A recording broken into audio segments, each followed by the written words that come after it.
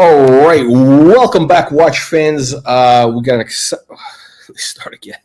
This is a long day today. Okay, let me restart the intro again. Are we live? Yeah, we are live. Okay, welcome back, watch fans. We have an exciting episode for you today. We are reviewing probably the almost perfect collection. This is a collector out of London. This is on Instagram, and it's called Global Watch Love. That is the name of this guy's. That's the name of this guy's Instagram handle. And this is, what I think, the almost perfect collection. I mean, this guy has got great watches. He's got everything we talk about. In our 10 commandments for building the perfect collection. By the way, that does include having upside potential on every watch that this guy has. I'll just give you kind of a what do they call that when you give the ending away? This guy has probably every watch in his collection has, I would say, serious upside potential. This is, I think, a first here. I don't think he has any dogs. Like, literally, this collection is dog free. There's not a single dog in his collection. Heavy hitters, selection of modern, vintage. He's actually got some pretty serious vintage watches, and multiple different metals, everything. Okay, so let's dive into this. So we got let's start off with this first watch, because this really kind of, I think, gives us the theme of of the collection, which is you got to enjoy your watches. You really, you got to enjoy the watches. They're not made to be sitting in a safe. And here we have a Patek Philippe 5711, right? Everybody, that's like the icon, right? I think highly overrated, but this is the watch that everybody wants, right? But it's not just any 5711. It is a Tiffany dial. So we got, that's like the grail, right? You see it's got the little Tiffany at the bottom. So it's a Patek 5711 Tiffany dial, and look what happened to this. This thing has just gotten absolutely destroyed. And he says, what is he saying?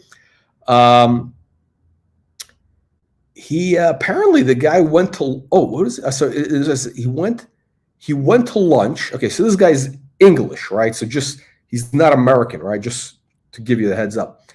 So he went to lunch with some good Russian friends. And after having too many vodka shots, something happened. I guess the guy just fell down drunk. And, come on, they're English, right? That's, drinking starting in the afternoon. By the way, here's the funny thing. Americans don't drink during lunch, right? Like, you can't, I always have a glass of wine if I'm having lunch in a restaurant, or beer. I can't imagine having lunch or dinner, for sure, in a restaurant. You're paying, let's say, I don't know, $30 for the meal, for starters. Prices have gone through the moon these days. But you're paying $30-$50 for a nice meal. You're not gonna have a glass of wine with that, or at least a beer. Let's say it's fish and chips, right? Like, he goes to a pub in London, right? You can have some fish and chips. At least have a beer. Americans won't touch alcohol. It's like, and they look at you kind of funny, like you're an alcoholic or something. Like, if you have a glass of wine at lunch, this is a real problem with the Americans. But yeah, and I remember when I started. This is, I want to date myself about. Listen, I'm ancient, but when I started on Wall Street, it was in the 90s, and we'd go to lunch and have a martini or two, right? And during lunch, and it would get a little bit wasted. It's kind of like that movie. What's that? Wolf of Wall Street. Like, it wasn't like that crazy, but yeah. These days, nobody even. Even a glass of wine they won't have. But anyway, this guy apparently got totally shit faced, as we would say in the U.S. The watch got destroyed. But here's what he says, right? He says, moral of the story, don't drink with the Russians while wearing a 5711 Tiffany. Okay, moral of the story is, wear your watches and enjoy them, as no matter what happens, they come back to life. That's true, actually. Well, if it's a sport watch, yes. So this is the watch. It was, I mean, you got some real deep abrasions. I mean, look at this. The polished part here is like wrecked. The bezel, the crystal. I mean, this is, I mean, if this looks pretty serious, right? I mean, it's not horrible, but I mean, wow. But look what happened. They brought it back. They brought it back to life. That's what Patek Philippe does for you. I'm sure he sent it back, right, to the factory. The thing looks, I mean, it looks mint. Or maybe they, I don't know, maybe they replaced something. I don't know. But they did a great job. Look how great the watch looks. I mean, before and after. This is the after shot. Before, after. Okay, so moral of the story. Yeah, guys. Sorry I'm late. You know what happened was, frankly, what is it? Yesterday I drove for about 8 hours. I had a long drive back. I'd like to drive, but it was a huge drive. I drove for like 8 hours from where was I? I was like in the central coast of California. I drove to Vegas. It was like 8 hours, and yeah, I got in late. So gold. Perry TV is here. Perry is in the house. Sorry, I'm late, Perry. We got Ross Brachel Radio. We got Collector Invest. All right. Thank you very much, Mr. All right. Let's go. Let's keep going. Let's get into this collection. Again, this guy's got some great stuff. And by the way, I'm not even a 5711 fan. This is like, you know, this is to me, such a, you know, I mean, it's like whatever. You know, you've seen one, you've seen them all, right? The Tiffany dial is special. This is like what is this watch today? I don't even want to know. It's like way over 100 grand, highly overrated. So this watch, if I had this watch today, I would probably sell I'd be a seller. And I don't know if he's getting these watches at retail, I mean at list price, I'm saying, or is he buying in the aftermarket? I don't know. I don't know what the guy's situation is. I have no idea. So he's got a long page, a lot of posts. Let's start from the top. Shall we start at the top? Sorry to make you dizzy here. He's got a lot of posts, he's got an amazing site. So Global Watch Love, he says, private collector based in London. He says, entrepreneur. Watch is not for sale. He's not a flipper. Good vibes only. Good vibes. Follow me if you like what you see. Okay. So, yeah, this guy's got a good attitude, right? Okay. Let's take a look. So he's got, wow. Guys, this is rose gold blue dial. I mean, the blue dial, and we'll take a picture. We'll take he's got a still shot. The blue dial, I mean, his on the Royal Oak is incredible. This rose gold. Oh, hang on a second. Let me get out of here. Let me make it big. Sorry, you don't want to look at me. Hang on a second. Let me make this big here. Let me take this out. You got to see this stuff. You got to see this stuff so you can see what we're talking about. Okay, is that on the full screen? All right. Okay, here we go. And this is not even a good video. So the Royal Oak, modern Royal Oak, wow, rose gold blue dial. So anyway, guys, if I was talking about this the other day in a video I think we put out yesterday. What makes modern AP Royal Oak really, what's made them successful is starting around 2004-05, they started making these great dials. Okay, the cases, the bracelets, yeah, they got a little bit better, but nothing major, right? Starting around 2004-05, they started doing amazing dials, these bright dials, silvery dials. They reflect the light and they really work with the case, right? It's all about, again, with the Royal Oak, you have this incredible platform. Let me just show you. Let me zoom in here. So we got a shot of okay. Let me see. We got two Nautili, and we have a Royal Oak. Now, again, what makes the Royal Oak so much better? Again, this is, people say, oh, yeah, Gerald Genta. No, the guy, yeah, sure, was a great designer, but the Royal Oak, that was a 10. That was a perfect 10. everything else he did was like he had hits and misses, right? He had many, you know, 6s and 7s, whatever, which are okay. The Nautilus, I would say, is not a 10. The Nautilus design, in my opinion, is like I'd say it's a 6. I'd say the Nautilus is a 6. I mean, he also designed the IWC, what do they call the Yacht Club? IWC Yacht Club around the same time, which, you know, same era. I think it's a better design than the Nautilus. Why doesn't the IWC Yacht Club sell for big money? You know why? Because hang on a second, let me see if I can pull a picture. Because it's not a Patek Philippe. It's an IWC. Nobody wants IWC. We know that. Come on, guys. We know that.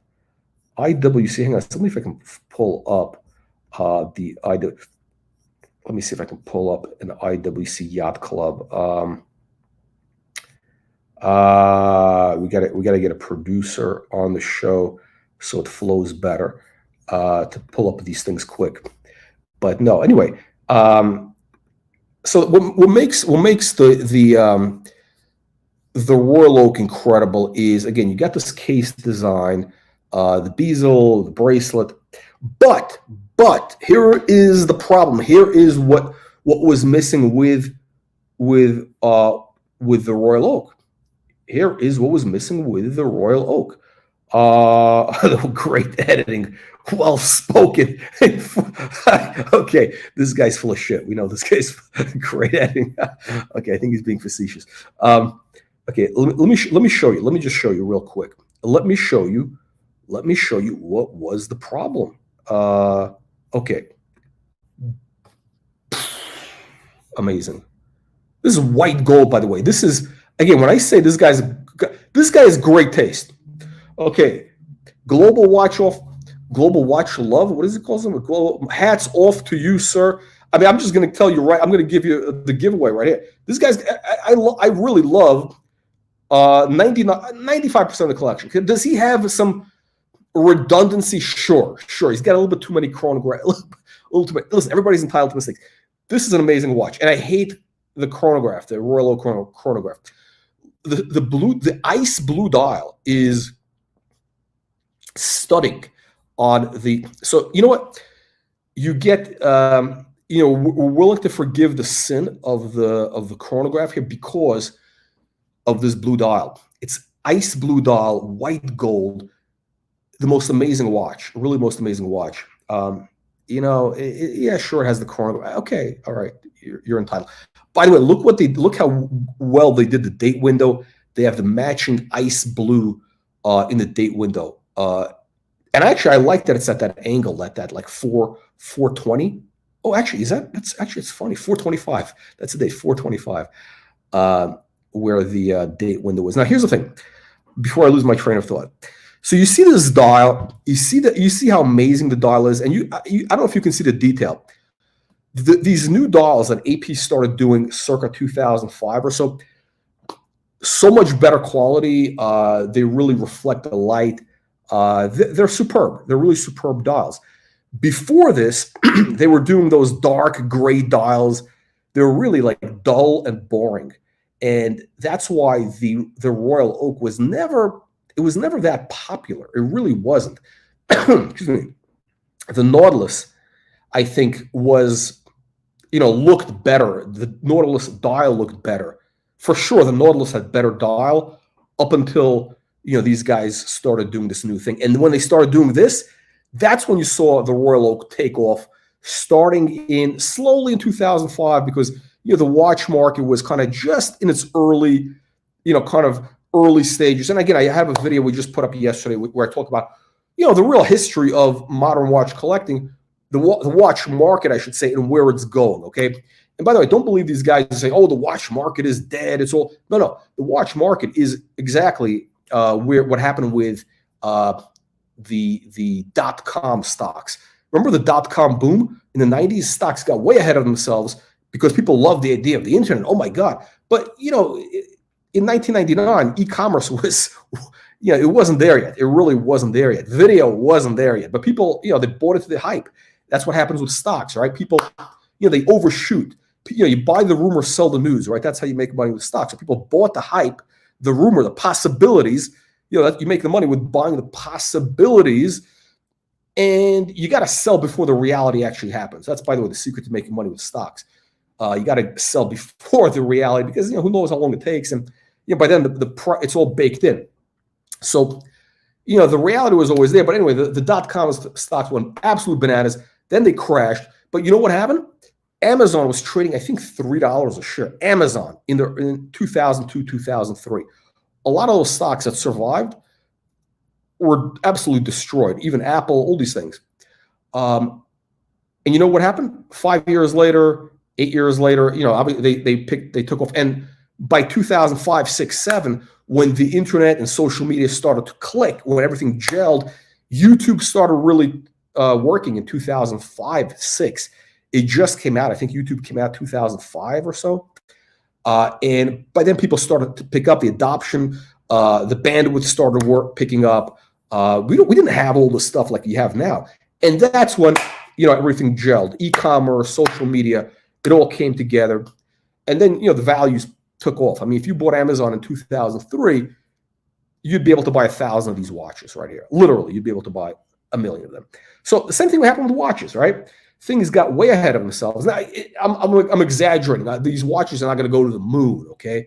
But things got way ahead of themselves. But the modern watch collecting thing is, it's a relatively new market, right? Things started in 2004, 5. I'll keep it real short here. They started in 2004, 5. As basically, I think what really, got things going was you had better quality watches from Rolex. Rolex started doing better, the better bracelets without the jingly jangly, those solid. They started doing the solid bracelets, better designs, and also, the Royal Oak started doing these much better dials.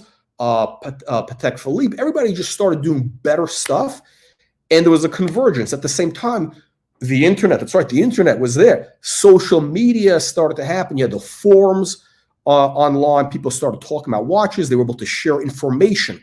Okay, information is power. Information is what drives markets. The more information there is about an asset class or something, people can share, then a liquid market can develop. Okay, information drives liquidity in markets, and that's what happened with watches. And so we started with 2004, 5, and it was a slow build. Obviously, watches are not stocks. It takes a while. We peaked in 2022 in terms of hype, but guess what? Okay, a lot of the hype is out of the bubble, but I believe we're at the bottom in terms of the market. Actually, for a lot of stuff is, if we're talking about vintage watches, if we're talking about things not like this, but outside of the hype thing, things are at the bottom. But I believe that the premium, that delta, the spread above, retail price and, the secondary market for a lot of these watches, that's going to compress. Okay, that spread is going to go away. So the opportunity for flipping is going away. It's going to exist for a handful of watches, just like it does with cars, but it's going to go away. So, but the market is going to be bigger than ever. You know why? Because watches are now part of the culture. It's stuff like this. It's social media. People are into it. You have all of a sudden, like the guys like this, a lot of people were not collecting watches 10 years ago. They may have had one watch. They had 2 watches, right? They didn't know about the possibilities. They didn't know about the information. They didn't have Instagram. They didn't know what was out there, right? They didn't know what was available. When I bought my first watch, we didn't really have the internet. It was 1997 or whatever, 8, and I bought a Rolex. I bought a Patek Calatrava, with a hobnail. I didn't know what was out there. I didn't know what possibility. I just knew Rolex. I knew a little bit about Patek, but I didn't know about all the different models. We didn't have that information. None of this stuff was online. Okay, it wasn't out there. And now that it's out there, obviously there's more information. That information drives the market. So I believe the watch market is going to be bigger than ever. And you want to hear the proof? Here is my proof, and I'll end it with my investment thesis in a second. The proof is, all the top hedge fund guys are, a lot of these top hedge fund guys, not all of them, but a lot of them are investing in the watch space. You got Bill Ackman, the guy you see on CNBC, multi-billionaire, Mark Lazary. I can go down the list of the hedge fund guys. You got Bernard Arnault, the billionaire, Bernard Arnault, that's the guy who owns LVMH, world's richest man, Bernard Arnault, LVMH. He's investing his personal family office, not just LVMH, in companies, in watch platforms. I believe he invested in Chrono 24 or Watchbox, one of those two.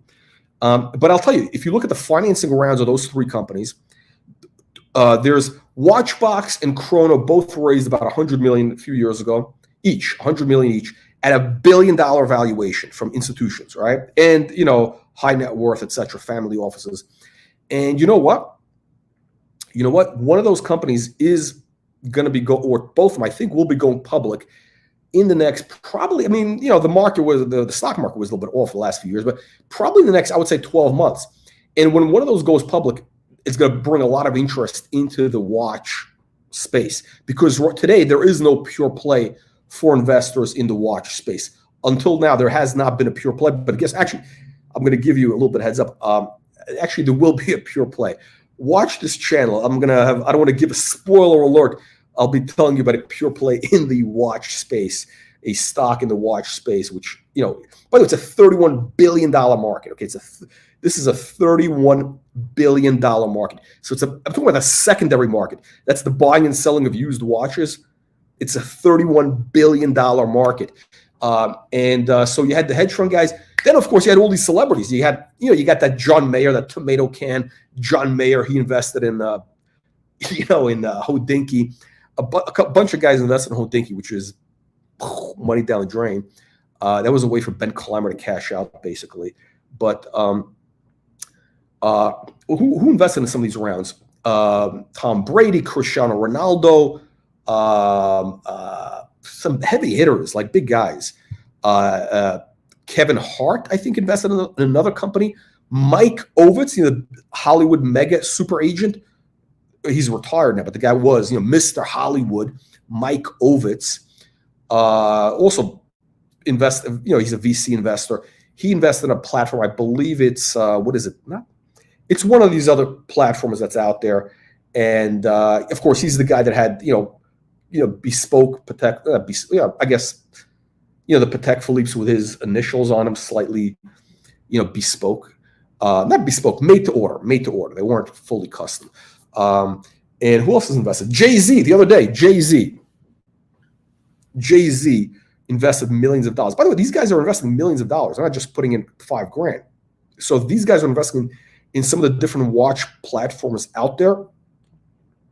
And they're not stupid, okay? Jay-Z he's actually a great businessman who understands the culture, okay? He understands consumer culture. Okay, that's how he makes money. These watches, this is part of consumer culture. The watches today, collecting watches, Instagram, all this, it's a part of the culture today. Watches were not part of the culture 20 years ago. They were not, okay? You may have owned a Patek Philippe. You may have had a Royal Oak like this this is from what? My favorite watch. This is a 1990s watch. Actually, you know what? I wish I knew about this watch when it came out. I would have been able to enjoy it. But you know what? I got to tell you something. The new dials, can I show you the watch? The new dials are much better than this dial, because the little tapisserie on this dial, this is the old style tapisserie. It's better than the original, which was dark gray. This one is like it's a silvery color, much better. But the new ones with that are off the charts, right? Which like you're seeing in that photo, that's what made the market work. So where am I going with this? I'm sorry, I got distracted, but whatever. Look, we started the show late, so not that it matters, right? So where am I going with this? Geez, we need to have a co-host there. I need a co-host. We need somebody on here, because I tend to go off on tangents. It's bad enough as it is. That's my natural thing. We need like a Bear Clooney here. Where is Bear Clooney? We need a Patek Philippe. Where is our man Patek Philippe? Patek Philippe, he might have been deported. Patek Philippe may have been deported to Bangladesh. So we're doing what we can here. we're doing what we can. Perry, hop on. Again, you don't need. We got the link out there. The link is out there. You don't need to show your face. You can go. We just need to keep. I gotta keep me focused on the stuff here. So where am I going with the watch market? So we didn't know about this stuff 20 years ago, right? So you may have owned only 1 or 2 watches because you did not know what was out there. Today, it's the part of the consumerism. The bad side and the good side is we know what the possibilities are. It's like kids in a toy store, in a candy store, in a massive toy store, in Toys R Us. I grew up in the Soviet Union, right? We didn't have a Toys R Us. I think Toys R Us went out of business, right? We didn't have these. You had a shipment of toys would come in once a year or something, and to some store, and people would line up. They would line up. They would queue up, as they say in England. They would queue up with shopping bags, plastic shopping bags. People carried around shopping bags, their own shopping bags in the Soviet Union. You know why? Because they never knew what was going to be available at stores, because there was no real retail stores. Like, you didn't know when shoes would they'd be selling shoes. It just, whenever something would show up from the Eastern Bloc or from one of their partner countries, like bananas. I remember I loved bananas as a kid, but bananas would only come in like once a year, or oranges once a year for like a day. The store would sell oranges or bananas, and everybody would line up, and people would fight. So everybody would carry around their own like plastic bag, or women for sure, because at the end you come home, you don't know what's going to be available, right? Like, if you want to buy shoes, you can't just go to a shoe store. Yeah, there may not be. You never know, right? It's not like we have in America. So imagine being in the Soviet Union in the 1970s or 60s versus today. And let's say Russia. I mean, Russia, even with the sanctions, with the stupid war and everything going on. Don't get me started. But by the way, it's America's fault, this war between Russia and Ukraine. It is America's fault that this happened. This would never have happened if Trump was in office, by the way. That is my opinion. But I'm saying this as I was born in the Ukraine, in Kiev, right? So that's my home country. But listen, I'm not on anybody's side. Those countries should not be fighting. The only reason they are is because of the Americans. I'll get you into the whole story with NATO and all that. If Trump was in office, Putin would never have invaded. But the point is this. People didn't have a selection. They didn't know what was available. It's like today, it's like Americans, like a kid going to Toys R Us.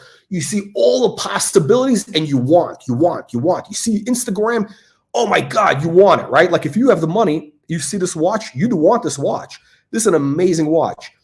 Anybody who says they don't want this watch is, I don't know, they might be gay or something. I don't know. There's no human being on the planet, if they see these watches, that would not want them if they could afford them, right? I'm telling you, this guy by the way, this guy has got everything. Look at this. Oh, this guy's got my favorite watches. These guys, all my favorites. He's got a few which I may not like so much, but he's got all the great ones, all the right watches in the right metal. As I say, you got to get the right watch in the right metal. Now, again, some Patek Philippe's look better in yellow gold. Some look better in white gold, whatever. Same thing with Rolex. Some look better with different dials. But the thing is, again, I got distracted talking about, controversial subjects here, right? But the point is that because we see what's out there, we see what the possibilities are. That's what drives the market. That's what creates consumer want and desire. And that is never going to go away. The cat is out of the bag. The cat is out of the bag. And that's why, the Instagram, everything else. So today, you don't buy one watch. You start with one, then you go on Instagram, or you go on YouTube to learn about it. Let's say, the Rolex, that's the gateway drug, right? Yeah, everybody knows about Rolex. Everybody in the deepest, darkest Africa, in the deepest Amazon jungle, they know about Rolex, okay? And you get your first Rolex. After that, you go on YouTube, whatever, because you want to learn about it, right? It's like a car. You buy a car, then you want to learn more about it, whatever, right? You want to read the reviews. We got Kevin in the house. Kevin, welcome. So, and once you see what's out there, all of a sudden you get your first Rolex, and then, wow, how about, I didn't know they had a blue dial Daytona. Oh my God. They have a blue dial Daytona. I didn't know they had that, right? And that's what happens when you see that. That opens up the possibilities I mean, this watch, by the way, I believe, oh, oof, he's got a lot of dust. This is what the kids would say is a dusty watch. What is that, cocaine dust? This guy just, this guy just, was this guy just doing some coke? This is literally very literally dusty watch. By the way, this watch, in my opinion, the most undervalued Rolex today. And again, I don't care for Daytona. I really don't. But this is the most undervalued Rolex. It's about 30 grand. Beautiful watch, white gold, this stunning blue dial. This is going to be a winner. It's money in the bank. This watch, again, not investment advice. We're not giving buy-sell recommendations. Not a solicitation to buy or sell securities, right? But this watch, I believe, is money in the bank. This is going to be, forget about the John Mayer, the green dial. It's bullshit. That John Mayer bullshit. Don't fall for that bullshit. This is the real deal. The white gold blue dial. This is a classic, okay? This is a sleeper. I'm actually tempted to buy the watch. You know, if I had some extra money, which, like, I don't like to buy watch. I don't know if I'd buy 30 grand just in. It doesn't click all the boxes, but you know what? I would buy this watch, even though I don't wear I wouldn't wear really a Daytona. I would buy this watch really as an investment. I hate to say it.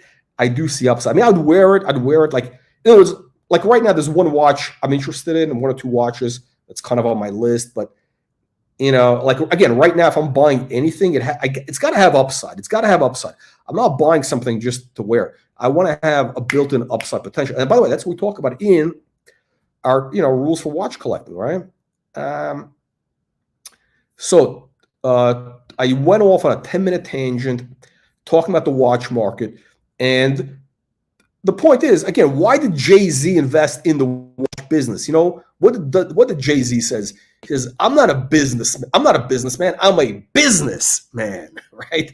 He's a business, right? So he understands consumer culture. And what Jay-Z understands is the watch market is just getting started, okay? That's why he invested in a company called WristCheck, okay? Which is a watch trading platform, and a bunch of other guys, because we're just in the early stages. Guys, the watch market is going to, 2 years from now, is going to be bigger than ever. 5 years from now, bigger than ever. Will the same watches be valued where they are today? I have no idea. But I know certain watches will be worth a lot more. This watch that he's got on the screen will be worth a lot more 5 years from now. This watch, I believe, the Royal Oak, will be worth a lot more 5 years from now. Again, assuming that you're buying at the right price. Again, the premiums are going to go away. The premiums are disappearing. So that is going away. All right, let's. And by the way, guys, just so you know, spoiler alert.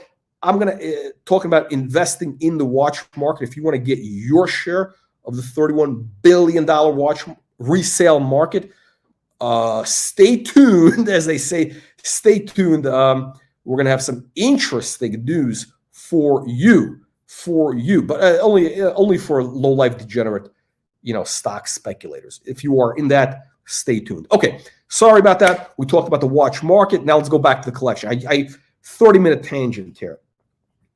It's going to be a long show. Okay, so let's go. I'm going to go through the collection. So again, beautiful watches. So I told you the Royal Oak with the blue dial, the rose gold, incredible watch. This does have upside if you get it at retail price, which I think is, what is it? I think it's in the 50s, 40s or 50s, if I'm not mistaken, the 50s somewhere. Yeah, this watch is money in the bank. Okay. Now this is a picture he's got. He's showing. This is some of his friends. These are not his watches. The one on the left is, and that is Patek Philippe 5740 Nautilus, the best Nautilus, okay? The perpetual calendar. In my opinion, it's the best Nautilus, modern Nautilus. It's the only Nautilus you should be buying. Every other Nautilus is garbage, okay? I really don't care for the Nautilus, modern Nautilus. Yes, the 3700, 3800, vintage 70s and 80s, it's okay. For modern Nautilus, the only one is the perpetual. This El Jefe, the travel time, whatever it is, garbage. Anyway, so this is his watch. By the way, this is it. Just so you know, the blue dial on the 5740 Nautilus is incredible in person. You know, I had this on the wrist. We got a short video here, and it's stunning. By the way, this watch is about 150,000 US retail list price. The secondary market is 200. It's about 200 grand. And by the way, that premium is going to compress. I believe that the premium on these watches is going to go back, is going to disappear. And they're going to be selling at around near a list price, probably in 12 months. Again, I have a video out on this, my predictions for the watch market. But if you were to get a Nautilus, this is the one to get. It is such an amazing watch. And once they drop to about 150, I think they're going to stay there for, you know, a little while. Maybe it'll go to 160. I don't know, somewhere around there. But I would say it's a buy. Now, I don't think it's, you know, going to go to the moon because, you know, it's just not that. I don't know. I don't know if it's that special, but it's a great watch. I love the perpetual calendar. I love the layout. You know, it's the classic movement. And the way it's shaped, everything about the watch is great. So this watch, I give it a 10, solid 10. I give this a solid 10, even though, you know, I'm not a chronograph guy. The rose gold blue dial, if you can wear it, by the way, this is a flashy watch. It's a big flashy watch, but if you can wear it, it's a solid 10. Now, here's the money shot. This is, he's given a little shot of his collection. And look at this. You know what? This basically, what do we talk about in our 10 commandments of watch collecting, right? You know, I want to see, you know, variety. We got to have variety. You got to have different metals. You got to have best of breed, right? Best of breed, meaning if you're going to have a chronograph, it's got to be a Daytona, right? If you got to have a Patek, it's got to be a perpetual calendar with a circular dial, with the rotary dials. You know, if you're going to go with vintage, you know, you got to have some vintage. You got to have some dress watches on a strap, and you got to have metal variety. You got to have white gold, yellow gold, rose gold, whatever, you know, whatever. I mean, you know, whatever. Not just a bunch of steel watches. This guy, look at this. I mean, this is a poster for our rules for watch collecting. I mean, it's not 100% perfect, but, and you got to have vintage, right? So he's got a vintage. He's got a vintage Daytona on steel. He's got a white gold perpetual Nautilus, Patek. He's got a Patek chronograph perpetual, which I don't like, but okay, he's entitled. On a green strap, I love the green strap. I'm a green strap guy.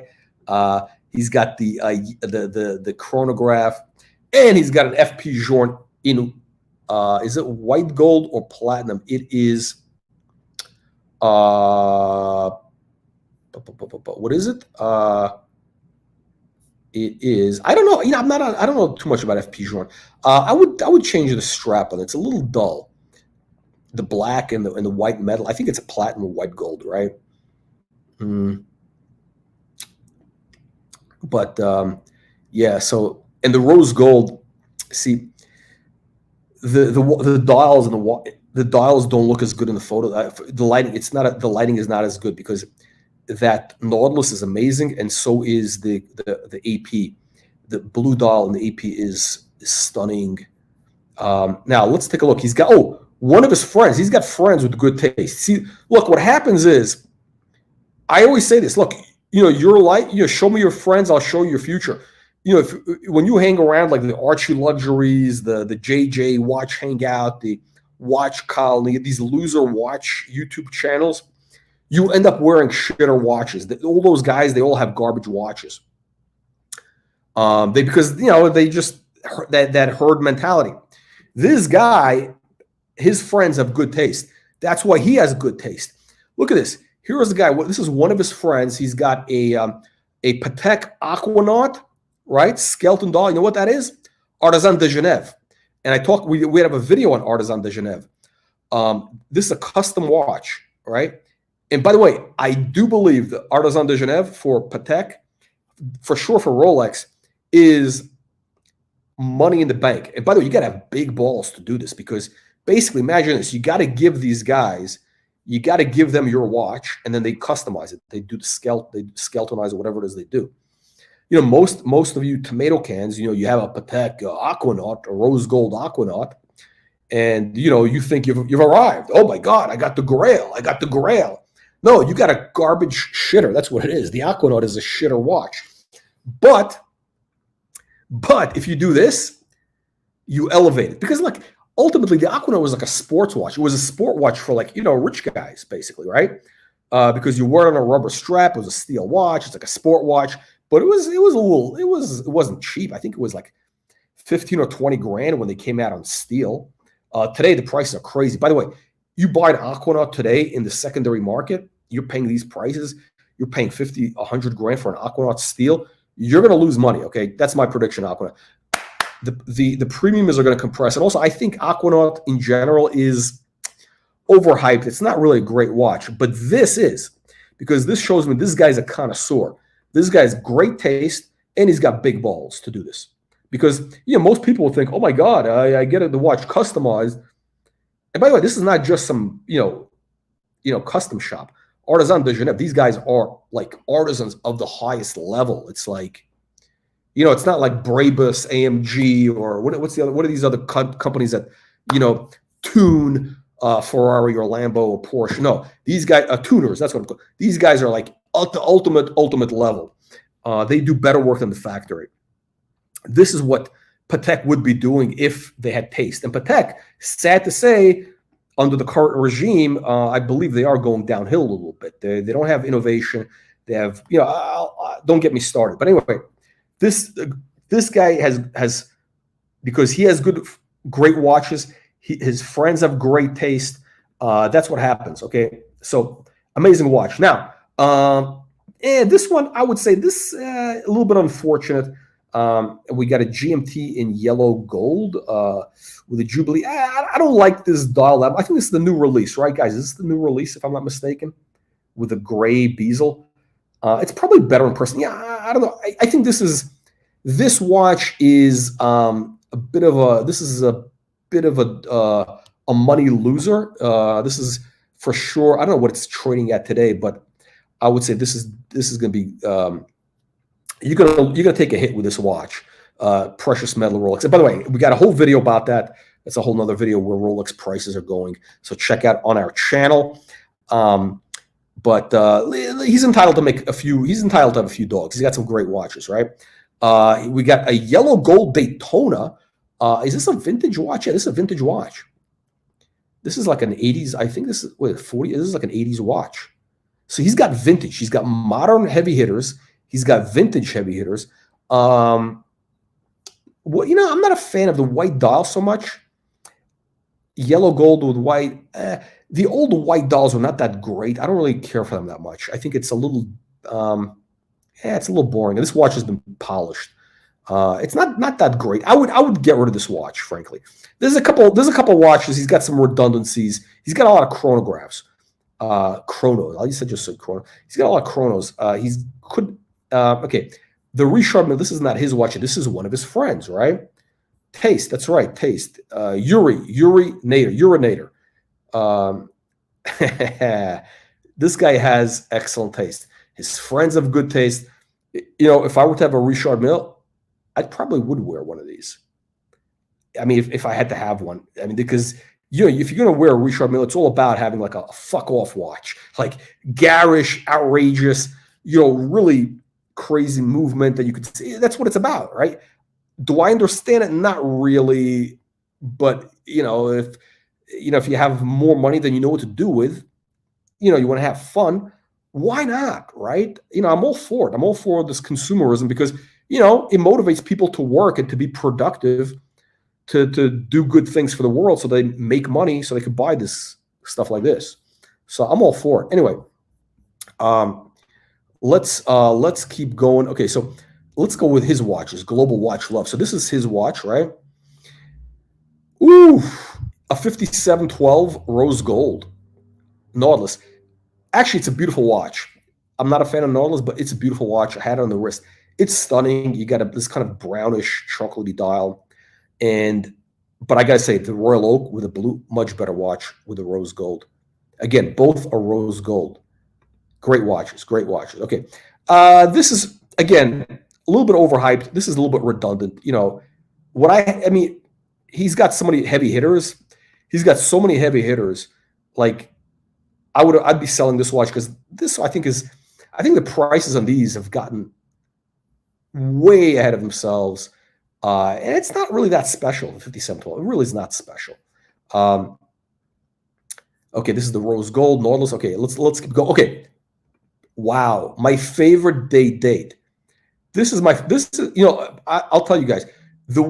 I have a few watches on my list like I'm interested in.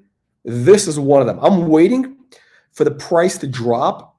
And it has been dropping. This is a $50,000 watch at retail, 49. It should be normally this watch should be like 40 grand. Okay, it should be 40 grand. But because of what happened with the watch hype, things were above retail. The prices went to like crazy prices. They were like, 80 grand 2 years ago. I was looking to buy, I wanted a METEORITE dial, and that's how I got the Jacquet drawer. I told you guys that story. Because these were all of a sudden went from 50 to like 80 grand. So I held off. Here we are 2 years later, and the prices today are now on Chrono, they're about 58 grand, but I think you can get these for like under 60, but I believe that in about 6 months, they'll be 50, right around retail, maybe 52, 53.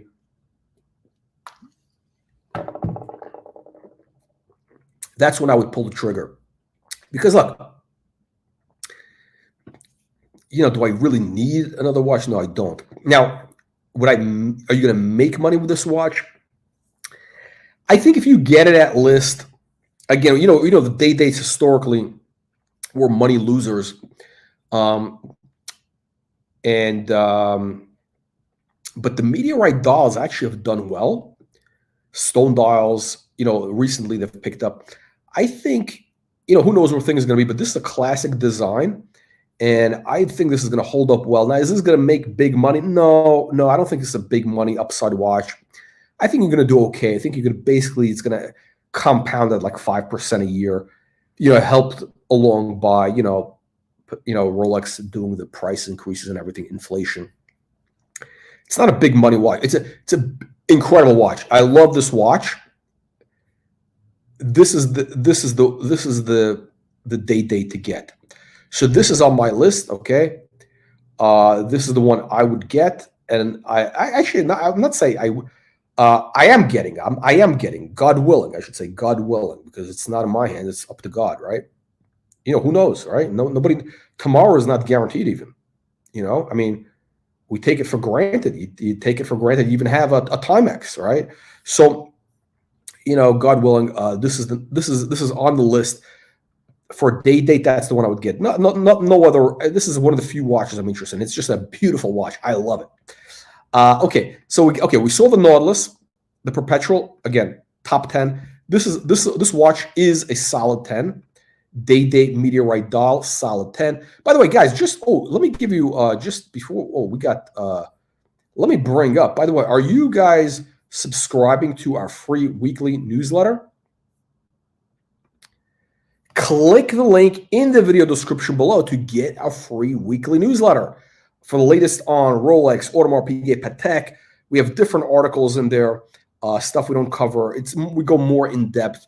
That's the free weekly newsletter. And also, our website is live. That's right. The Watch Reporter website is live. It's in beta, though. It's still in beta. This is the Watch Reporter website. We're still in beta. Still is, and we have different articles in here that like Frank Muller, the next type watch, right?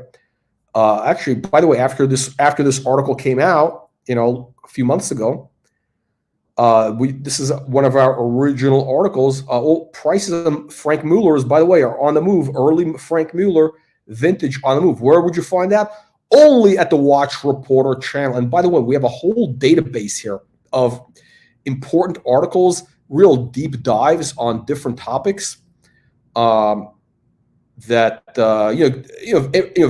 on tropical dials, vintage Rolex, buyer's guide, a lot of different deep dive articles, different bezels, a lot of deep dive stuff that we don't cover so much here on YouTube. So go to watchreporter.com. That's our new website. And it's going to be fully live in a few weeks. By the way, I'm looking for a good webmaster. I need somebody who knows WordPress. So we're hiring. That's right. We are hiring. If you know WordPress, you speak English, DM me, contact me. I'm looking for a WordPress guy who knows, because we got to do a couple things with the site. Contact me, and you're going to get paid. That's right. We are hiring, baby.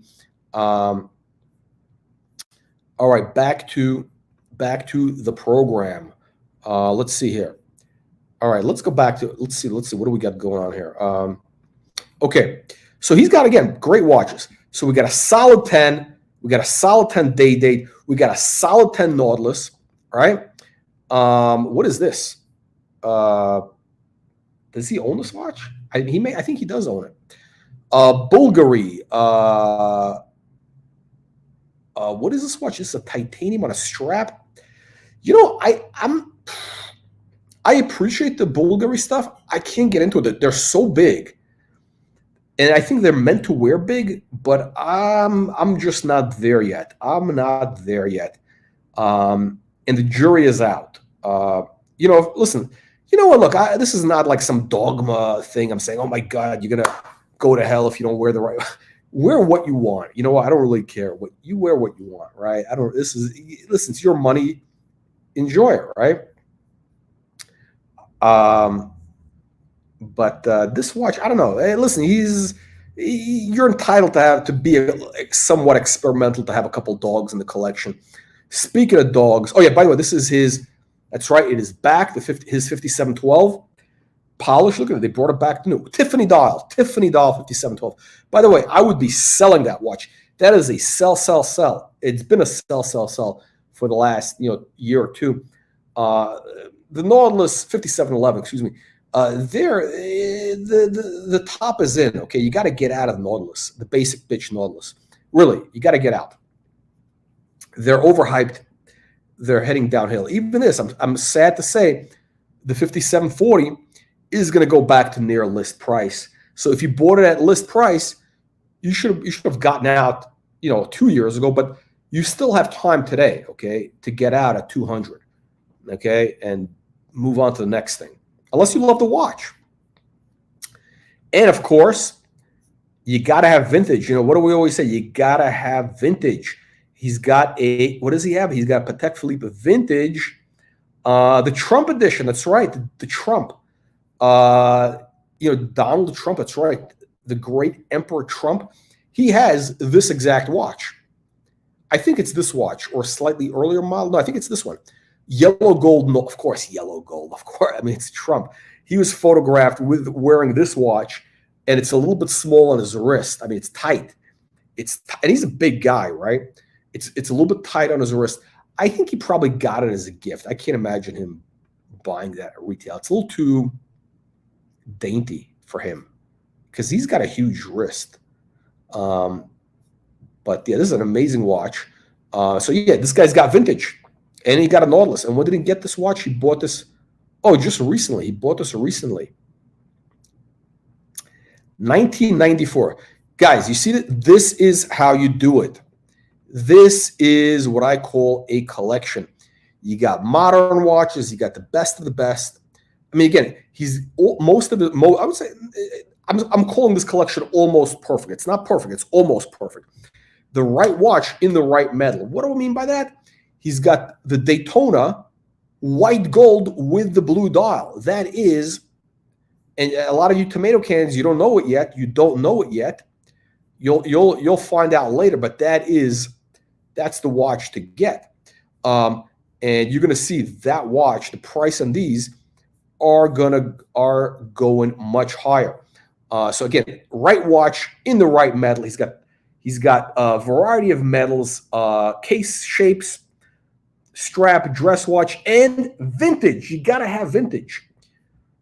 If you're gonna call yourself a watch collector, meaning like, if you're gonna build a collection towards with an eye towards, maybe having reselling at one point, having value, etc.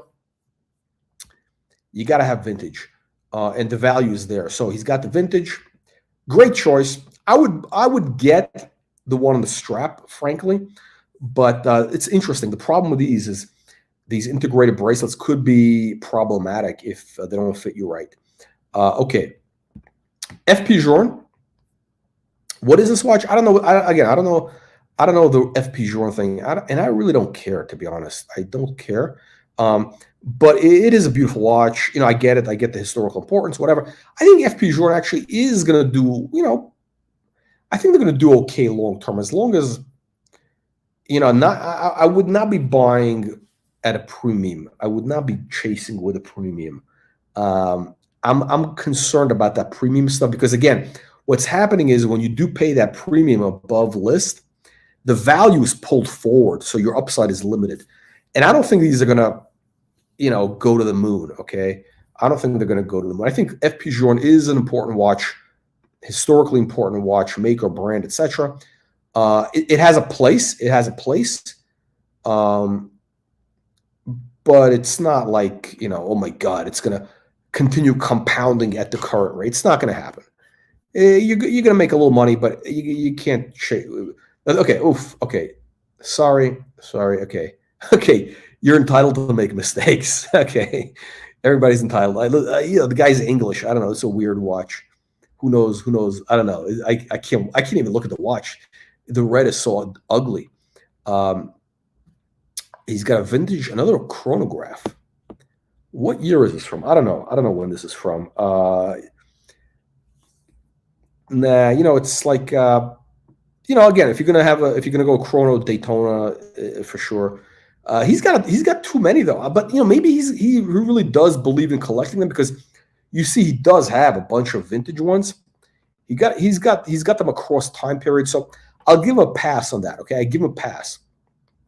Okay, he's got the GMT METEORITE dial. Our good friend, as they say, our good friend Bear Clooney has the same watch. You know, I like the watch. The prices are coming down a little bit. Actually, it's a pretty cool watch. I think if you're getting it at list price right around here, I think you're going to be safe. And if you like the watch, you should definitely enjoy it. White gold METEORITE dial. The thing I don't like about it is the red and blue, the bezel, the ceramic bezel. It's just a little too, I find them gimmicky. I find the red and blue thing too gimmicky, especially in the modern ceramic iteration.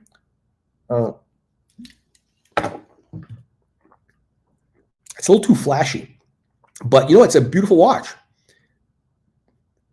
And I think if you read some of his comments on Instagram, you know, I think the guy's like an entrepreneur. He's a businessman. Anyway, look, he wears a watch. I think part of it is, you know, is to get motivated. I mean, it's part of, like, you know, you reach a milestone, you buy a watch, or you work hard towards a milestone, and you mark the achievement by buying a watch or whatever. So it's part of the thing. It's part of, you know, so, you know, I think that's what it's about. So, and you know, you look at the watch and you feel good about it.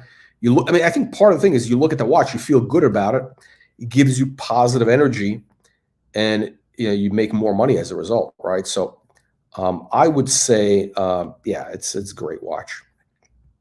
Okay, we saw this. Again, chocolate dial, beautiful, okay? I'm not certain about this, you know, the chronograph perpetual. We know our good friend Patek Philippe has one of these. The one thing is, again, this watch, I believe, should be in yellow gold.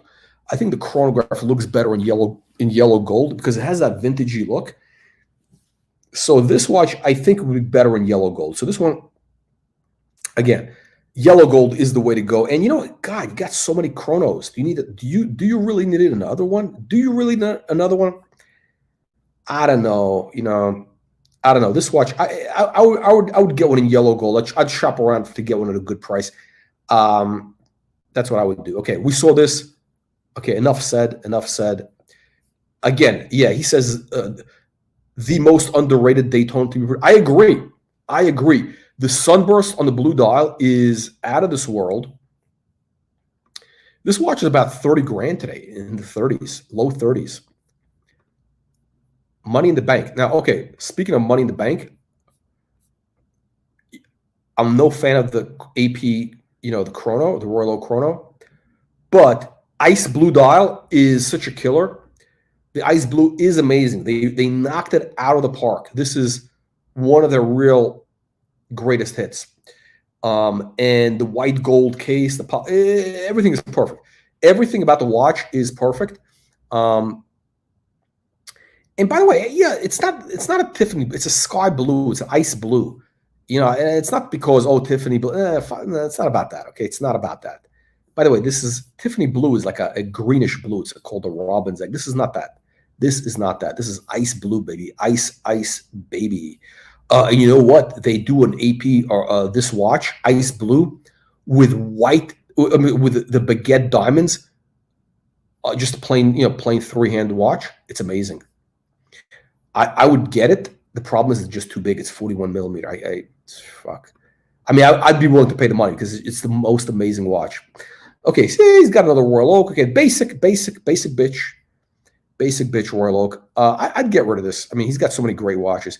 There's a couple of watches definitely that are redundant. Okay, 2 meteorite dials.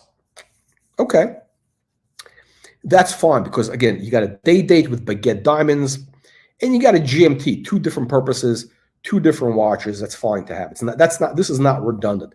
This actually is a great collection because you have like the full set, if you need to do that. Again, we got the Nautilus, not the ellipse on the wrist. Guys, actually, I think we got the same size wrist. Yeah, it looks great. Looks great. Yeah, I think we do have probably the same size. This watch, yeah, look at this. I mean, he's got so many great watches. He says, I'm 99% sure that Tony Montana, Tony Soprano, or Pablo Escobar were choosing the watch in 2024. It would be this. That's true. That is true. This is a bit of a garish watch. The black and gray bezel, the black dial. I don't like black dials. I really don't like black dials. With a yellow gold, it just doesn't work on a sport watch. I think very few watches can get away with it. And this one can't. So this is a fail. He should. I would get rid of that watch. Okay, you got the Daytona. Okay, so I think he owns these watches. I'm not. I mean, again, this is a bit of a mistake. We got redundancy here. You got redundancy. You got 2 modern Daytonas. What's the difference? One is a black dial, one is a white dial. Panda. I hate these watches with a ceramic. They give me the heebie-jeebies. Why would you have these 2 shitters like everybody else when you already have this blue dial, white gold blue dial? That watch is a solid 10. I don't think the Daytona with the ceramic, I don't think those are going to do well. They're not going to age well, in my opinion. Okay, look at this. He's got his Nautilus selection. I'd get rid of actually, you know what? I would sell all of them except for that perpetual, the 5740 on the far left. Yeah, the rose gold, but he already has rose gold watches. Does he need more? Maybe, who knows? He's got a lot of watches. I don't think he's on a budget. I don't think it's really a concern. Okay, MB&F. MB&F does do some. Again, not my thing. They're a little bit too out there for me. Too out there, but they are the independent watchmaker to watch. They're doing some amazing stuff. A lot of people are into this watch. What did they call this? I forget what do they call this one, but it's kind of a cool watch. It's kind of cool. The perpetual calendars are amazing.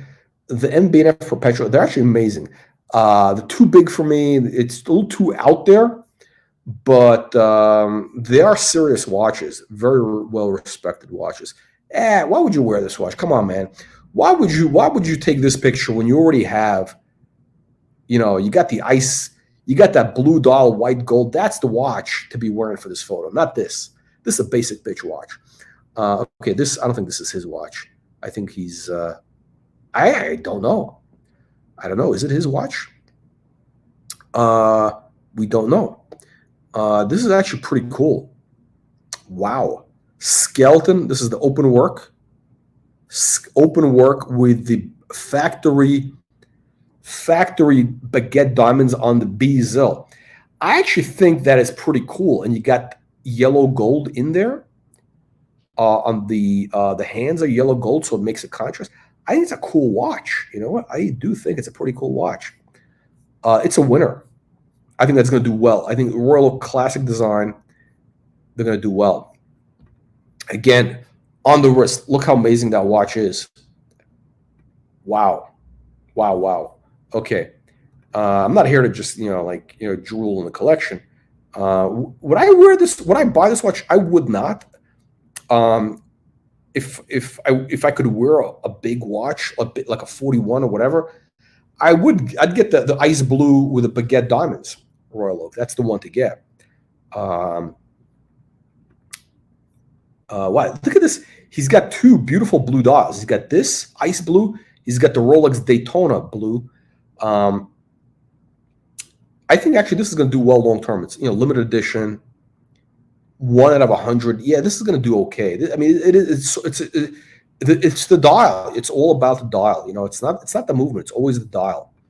Oh, we've got a wrist roll of that perpetual. Here we go.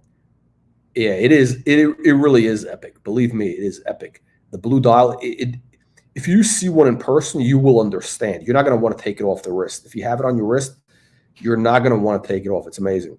Okay, what is this? This is. He's got a Aquanaut. Yeah, they do have. I guess they do have their attribute. The problem with the 5712, it's been so overhyped. If we were doing this video, 7 years ago, whatever, 6-7 years ago, it'd be a different story maybe. 5 years ago would have been a different story. But yeah, today we're just kind of like, out of the whole group, the 5740 is the one I would stick with. What is this? What is this? Oh yeah, it's the yeah.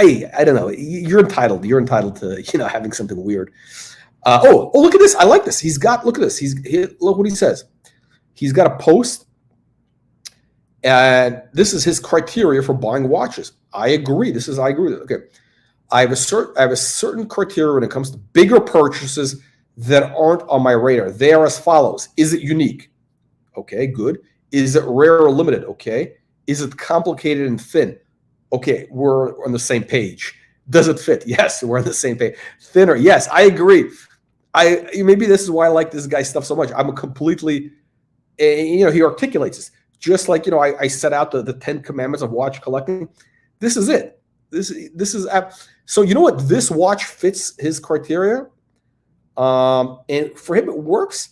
And you know what? Listen, yeah, I don't know what this watch goes for. 20 grand. I don't know. What is this? 20 grand or something like that? Who knows what it is? It doesn't look to me like if it's a 20 grand mistake, I don't think it would bother him. If I buy a watch for 20 grand and it might bother me. It would bother me. It's a Kevlar strip. Yeah. You're entitled to be experimental, right? And what's interesting is Bulgari Octo is interesting. It's a Genta-inspired design originally. I think Genta. No, I think it is by Genta, right? Originally, not that. Again, he had dogs. Gerald Genta did make dogs. But it's interesting. But look, what's good about the watch? I agree. Is it's thin. That's what makes it interesting. It's a thin watch. It's a big case, but I think it is designed to be that way. It's designed to kind of just take up the whole wrist. And because when was this watch made? I think this was one of his last designs when, they were doing the big watches in the Panerai era, 2005 or 6. So maybe, maybe that's what it was. But yeah, it's interesting. Materials, okay. Titanium, black titanium case, okay. Okay. Okay, this watch, a little bit controversial, right? We got the Platinum Daytona, which, you got an ice blue dial, right? And again, I don't really care. I say I'm not. It's not like, oh my god, the ice blue dial looks good on certain watches. Now I believe that the Royal Oak does it best. Their ice blue is the best, much better than Rolex. Their white gold is better. Their rose gold is better. All their metals and dials are better than anybody.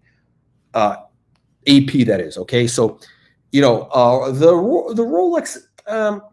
I don't like the ceramic. I don't like the bezel. I don't like the bezel. Okay, I don't think it's going to age well. It's not. It doesn't have a classic look for me. I would get rid of that watch. Platinum, okay. Also, I'm not really a fan of platinum watches as a dress watch. It's just too heavy. It's too heavy to wear. Okay, so we got another vintage Daytona. I don't know. I don't know the nuances of all. I really don't care about the Daytona vintage Paul Newman, and just completely don't care. But people do. By the way, I think the vintage Daytona stuff is going downhill. It got way out of hand. There's nothing really that special about the Daytona. It kind of is, but it really isn't. Okay, there's so many better Rolexes out there. In terms of, if you're going to put money in, you know what? If you read if you were reading our website, okay, if you were going to the Watch Reporter website, you would know that again, there's better deals out there when it comes to vintage. And again, if you went to our website, Watch Reporter website, watchreporter.com, you would see these are the money watches for blue chip Rolex vintage investment, 8171 and 6062 triple calendars. The triple cal from the late 50s, early 60s. Wow. This is it, my friends. This is the watch to get if you're going to go vintage. If you got 200 grand, if you got 100, 200, 300 grand to put into a vintage watch, this is what you do. Not Daytona. These are going to keep increasing, in my opinion. Again, not investment advice here. No buy-sell recommendations. But anyway, I think, oh, look at this. He's got the perpetual calendar. You know what, though? This is a mistake. Sorry, man. You don't get a pass for this. This is a mistake. I understand. He says, oh, you know what he likes? He says, okay, it's a thin watch. It is thin. Piaget, perpetual calendar, dog with fleas. What you should get is Patek Philippe. My friend, if you're going to get a perpetual, there's only one perpetual. There's only one game in town that is 3940 perpetual calendar, possibly the Audemars Piguet perpetual, the round one that they did, the Contian perpetual from the 90s, late 80s, which is cheaper. They're like less than 20 grand. It's a better design. I think, I think he said he likes that 12. I don't know. Listen, they're English. They got weird taste. Who knows? I would trade that in. This is not gonna. It's a dog. Sorry to say this. For Piaget, the only Piaget I would get is vintage Piaget. I don't really care for the modern Piaget. I don't think they're winners, money wise. I mean, listen. Again, it's your money. You do what you want. This is not like this is like some religious dogma. Look how great this watch looks. Wow. Tourbillon Souverain. What does that mean? I have no idea. People love this watch. I get it. It's interesting. It's an interesting design. It's interesting. I think it's going to hold up well. I don't think it's going to be. I don't think FP Journe is going to be seen like, oh my God, 10 years from now. I think it's going to be important, but don't get carried away, guys. Don't get carried away with FP Journe. If you talk about putting money into a watch, there's other watches out there. Nice photo. Nice photo. Okay. By the way, he does take pretty good photos. So we do. Are these his watches? I don't know. We don't know. Could be his watches. I think they are his watches. Tourbillon. Wow, the purple dial Tourbillon. If that's his, that's a He's got a lot of Royal Oaks. But you know what? You know what's good about this collection? I'll tell you what's good about the collection. There's a lot of variety. He's got a lot of variety. It's not just a bunch of the usual suspects. He's got a lot of variety. You know, this guy's not buying hype. He's buying. Look, you can see what's good about the collection. He's got there's a specific thing. He's got vintage. He's look at this. Yeah, he's got the Paul Newmans. Wow, that is cool. What is this watch? This is, I don't even know what this is. I know this is like an expensive watch. This is this is I don't even know what this I don't know what this is. Daytona's just turned me off, but actually vintage Daytona's turned me off. The new ones I think are okay. Look at the Chimsy, those Chimsy bracelets. I just can't get into them. I cannot get into those Chimsy cheap bracelets. Yeah, it's an expensive watch. I think that's like a, what is this? Anybody on there? Anybody here know what these are pricey. Now, ice blue, and you got the diamonds. This is the platinum watch, right? The platinum with the baguette. This is the one to go. This is the way to go, I should say.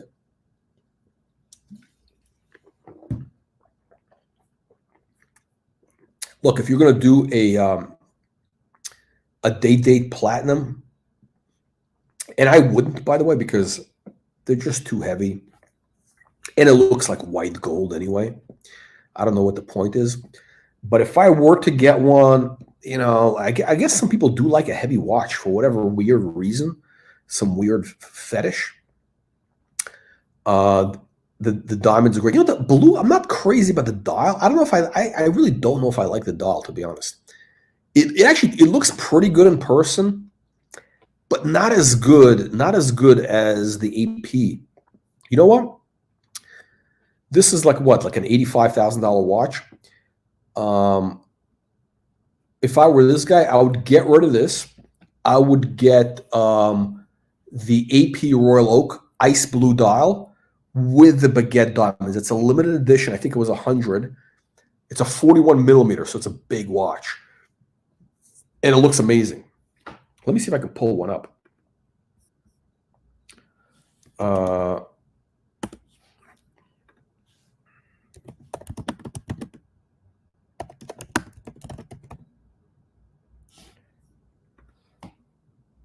Let me see if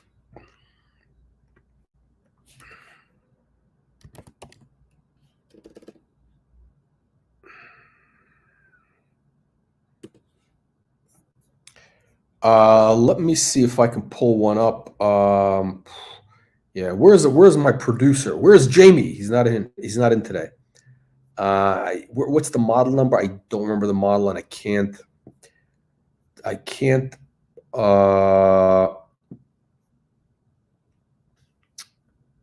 yeah, I can't find it, but it's got, the markers are diamonds. The markers they're diamond markers.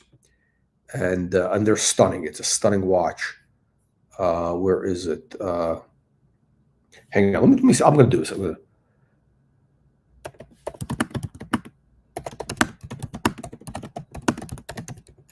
I got to show you guys this watch. I just need to show you this watch. I'm trying to find it. I don't remember the model number.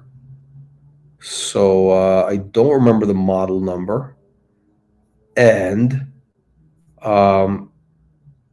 it's hard to locate. It is hard to locate because, yeah, there's not a lot of photos of this watch out there. So, all right. Oh, here we go. Guys, here it is. Okay, I'm going to show you the watch right here. That's the watch. That's the watch to get right there.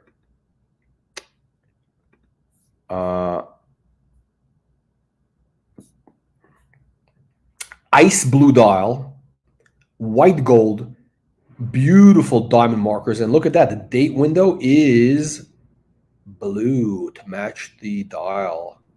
I hate date window. You don't need a date window on these watches. You know, you really don't. 100 pieces. Yeah, wow.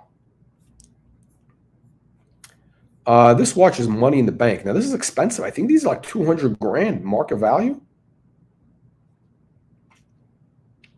I think they're about 200. I think they're in the 200 range. And that's the one I would get. I would get rid of, if I were this guy, and you want those diamond markers, there's better watches out there. Platinum Daytona, it's too obvious. Why would you have this watch when you already have the best? You know, the Meteorite dial with the diamond markers, that is the best Day-Date. That's the best one. Why would you want to have another white metal Day-Date? It's redundant. But, you know, I get it. Because, you know, he probably lines them up together. This guy probably has more money than he knows what to do with. You know, that's, I think, you know, that's, and, you know, God bless. God bless. You know, it's, maybe he just, you know, who knows? Listen, I'm not going to knock some of these choices because, you know what? He's got so many great watches. You're entitled to make some, you know, whatever, not so great watches. You're entitled. It's okay. Wow, this is great. The Royal Oak Skeleton Tourbillon open work. You know, I'm not a fan of open work, skeleton, etc., because, you know, it's hard to read the dial. I know people like to look at the movement. It is kind of cool. Actually, this movement is actually pretty beautiful. I do have to say this is pretty good. But you know what? I do need to know what time it is. I got to read the dial. It's too difficult. It really is very difficult. It's too much. I don't want to have to think those extra, you know, couple of seconds. Here we go. Here we go. Okay. I don't know. What do you guys think? What do you punters think? We only have 3 punters watching the live right now. Unbelievable, but true. Oh, Trinidad, my favorite cigar. Actually, no. They have a, you know, and he's got the Hermes ashtray. The Hermes ashtray. I got a few of those. Those are great. I think this is at a restaurant, right? What restaurant has Hermes ashtrays? I don't know. This is, whoa. Trinidad. This has got to be somewhere. Where is this? It's probably one of those cigar. What do they call the smoking terrace? Okay, I gotta say the accessories. What is this? Aspinall, London. Ooh. Coots. Ooh, it's heavy hitter. Yeah, I would get a different. Actually, you know, this is so funny. We carry our credit cards the same way. I've had one of these like credit card type of wallets for like 25 years. Because I haven't had a wallet like in. Wow. No, you know what? I probably have not had a wallet in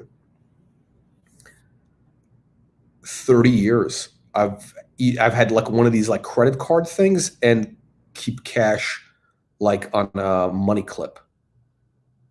That's, yeah, I don't but the thing is, you know, I got the one, you got to get the good one. This one is like cheap black leather. I would get the what do you call it? What's the one I have? I have the one in crocodile from our good friends. What do you call it? Rousseau, Jean Rousseau. You know, the French guys. The French guys. The French know how to do leather. Now, this is not his watch, but this dial is by the way, this is a beautiful dial. It's a bespoke dial, engraved gold. In person, this probably is amazing. What was this watch? This is one of these independent brands. The dial is done by this lady, what is her name? Her name is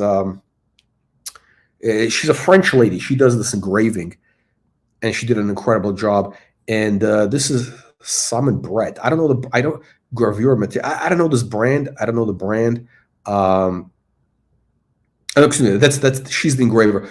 Simon Brett. What is this? I don't know this brand. It's pretty cool though. They get the different metals on it. Is this white gold and yellow? Oh, rose gold crown.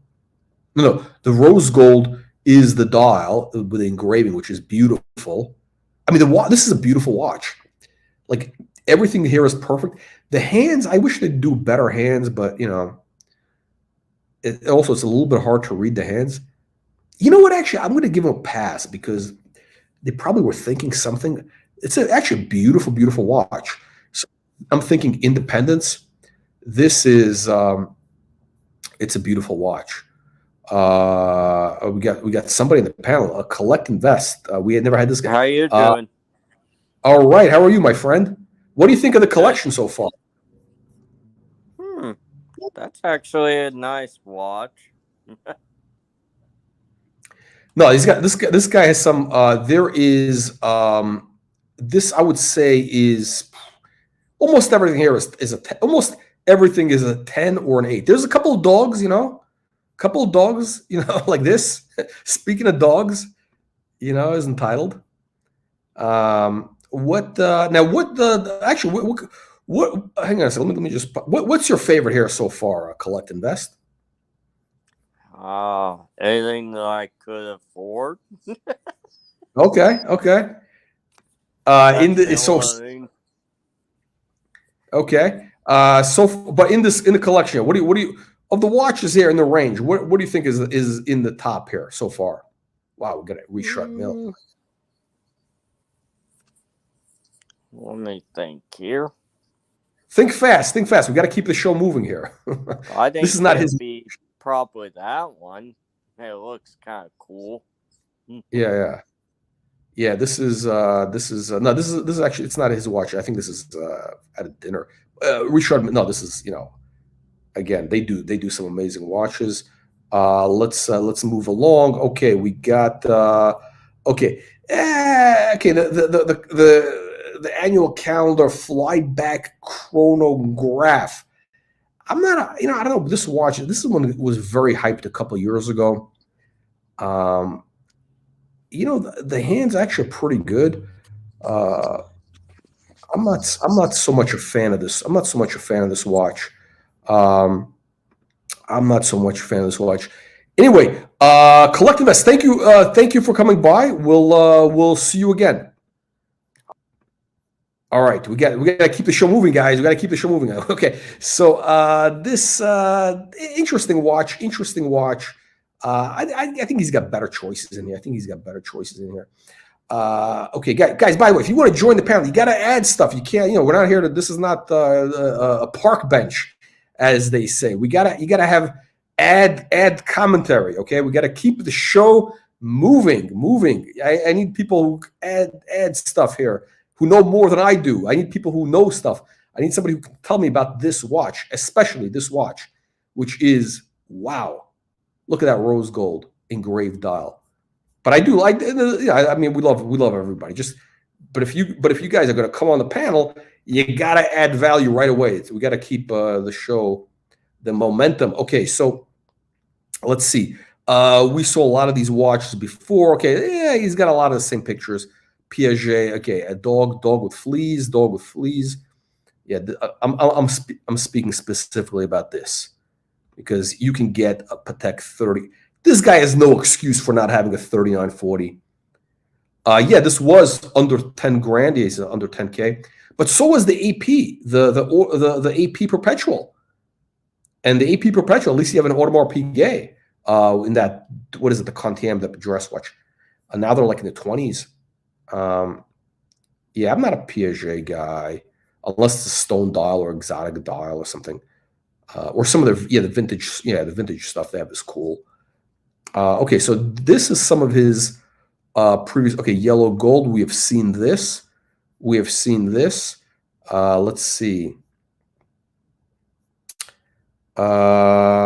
Let's see. Does he have anything else? Oh, this is back from service.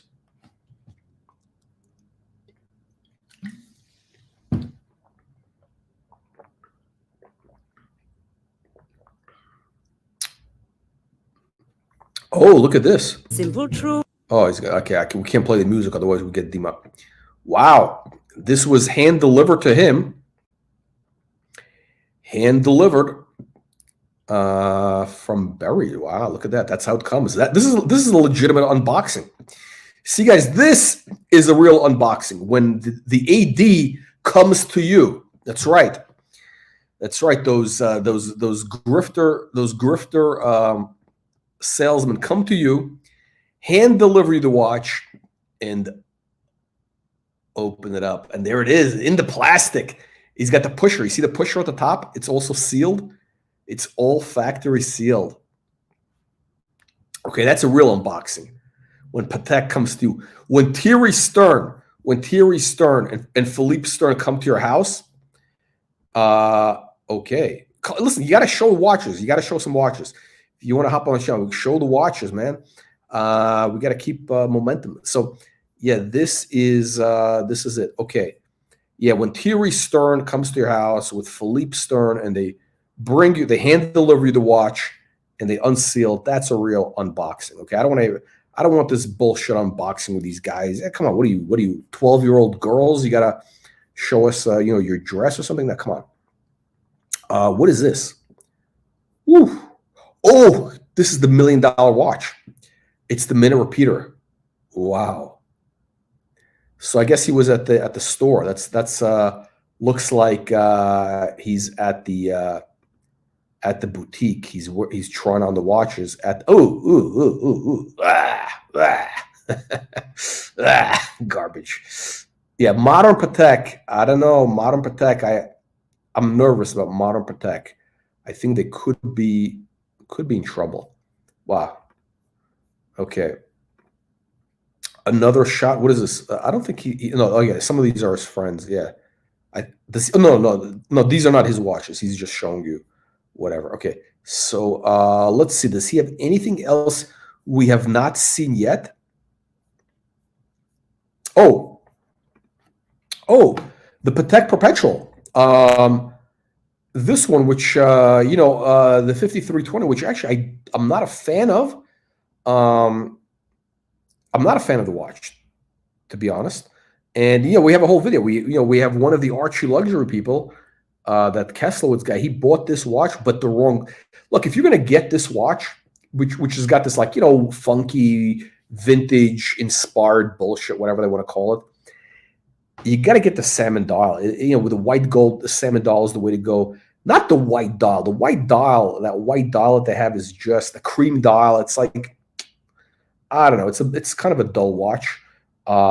It's not. Look, it's not that bad. It's not that bad. I shouldn't say. But you know what? If you're going to get a Patek Perpetual, you got to get subdials. You got to get a 3940, something like that. And this guy already has. He's got the 5740. He's got a Nautilus. And this guy is in this salmon or whatever they call it. It's kind of cool because there's a contrast. The strap is, I hate the strap though. What kind of strap is that? Ugh. Strap is ugly. The strap is ugly. I can't even look at the strap. So you know what? Look, the deal is some of the watches he probably has, he may have to, he buys some of them because, he wants to make, he wants to keep getting the good stuff from the dealer. So he may have to buy some, less desirable things to get something like this, Probably the most deservedly hyped watch. This watch is really not that hyped. It really is not, because that travel time sells for more money. But yeah, he's thin. Patek's thinnest. No, I think the 3940 is thinner. 39, yeah, for sure. 3940 is thinner. But yeah, this is beautiful. Yeah, great watch. Completely agree. Okay, he's got. Oh,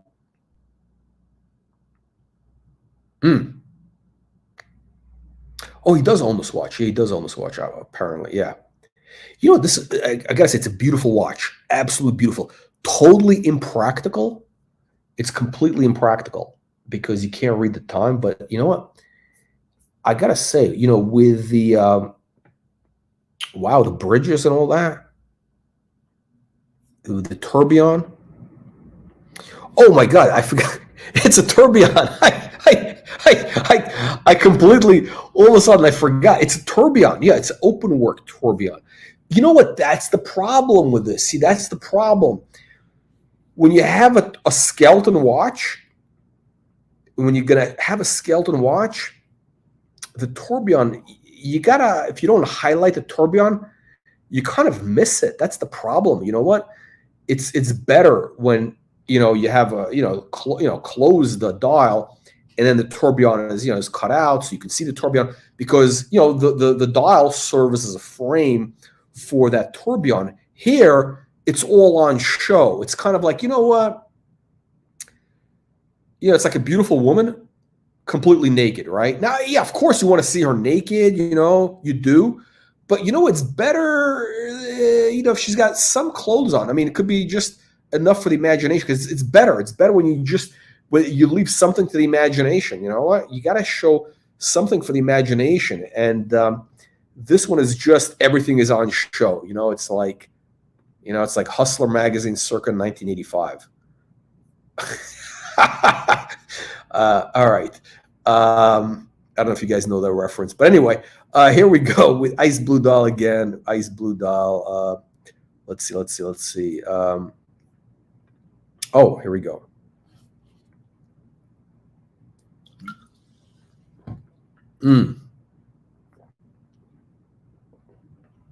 Finishing, yeah.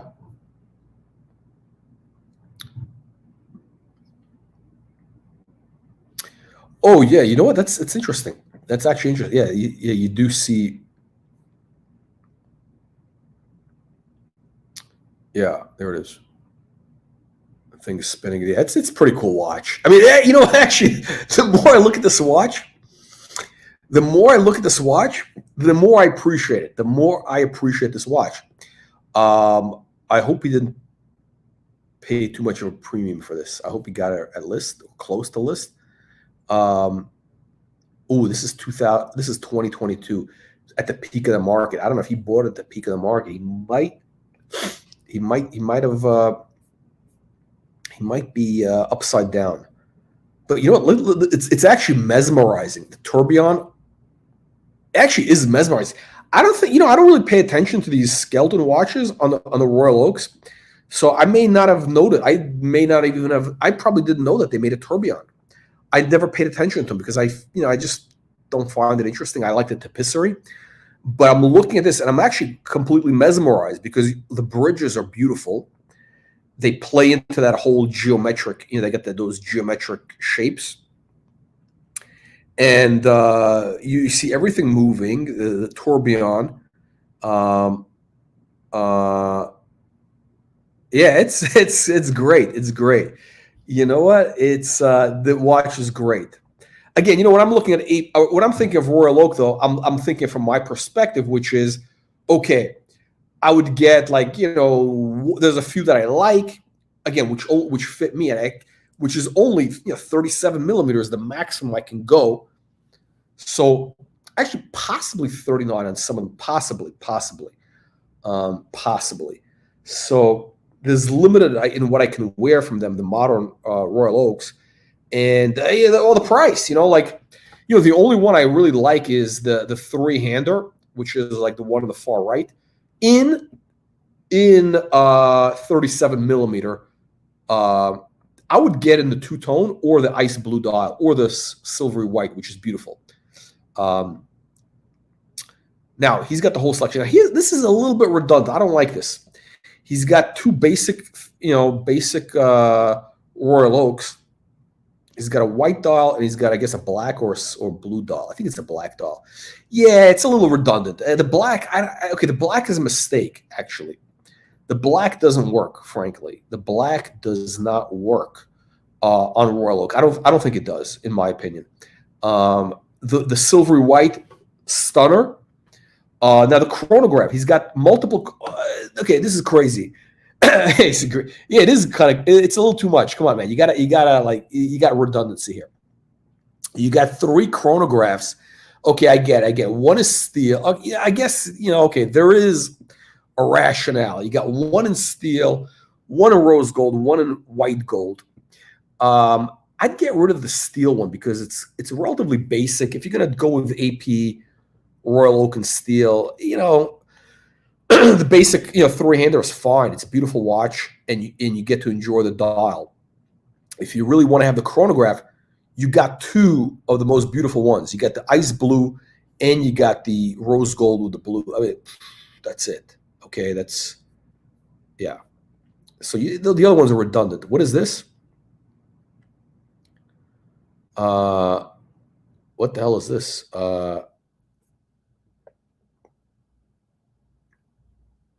This is what is it, Submariner? What kind of Submariner? Oh, this is the luminous. Oh, this is the modern Submariner. It's funny. He's got the basic Submariner. It looks so out of place here. Bosphorus. This case is from Bosphorus. I don't think Bosphorus is that good quality. The Bosphorus. I don't think I'm a fan of the Bosphorus leather cases. Okay. Wow. Okay. Nah, I think this is a pass for me. This one is a pass. Yeah, this is too much of a gimmick. That one is a pass. But listen, overall, he's batting like I don't know what the batting average thing in the U.S. is, but okay. So he's got that the rose gold on the far right. He's got kind of a chocolate dial or grayish chocolate dial, which is a stunner, absolute stunner. On the far right, you got this kind of what do you call it, like a degradé, the gradient dial a little bit. It's a little gimmicky. I don't really like it. But you know what? This guy, he's got some really good watches, so he is entitled to make some funky choices. So yeah, let's see here. We got this, I don't know, the ceramic, the blue ceramic. I cannot get into this blue ceramic. I just can't. In black, I understand it. In white, I understand it.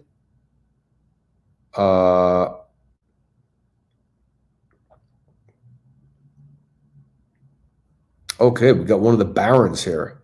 Baron John. Yeah, that's right. Okay, sorry, I wasn't looking at the sorry guys, I missed the chat. Okay, we got vintage Casio Coca-Cola. Come on, man. Come on. This is we're not talking Casio watches here. Casio Coca-Cola. Hell bros. What the hell is this? What is this guy talking about?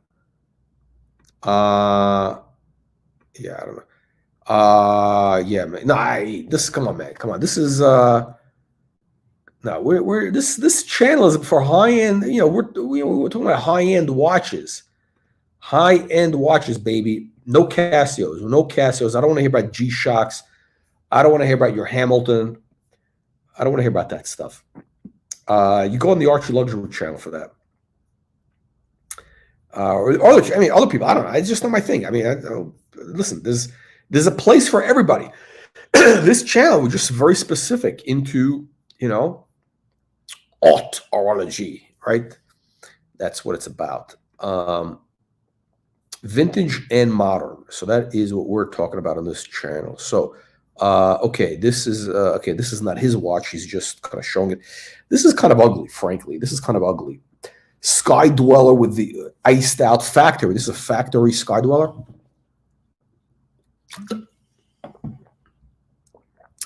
I like the way. Nah, actually, I don't. I kind of think the clasp has potential the way they do that. So it's not, it's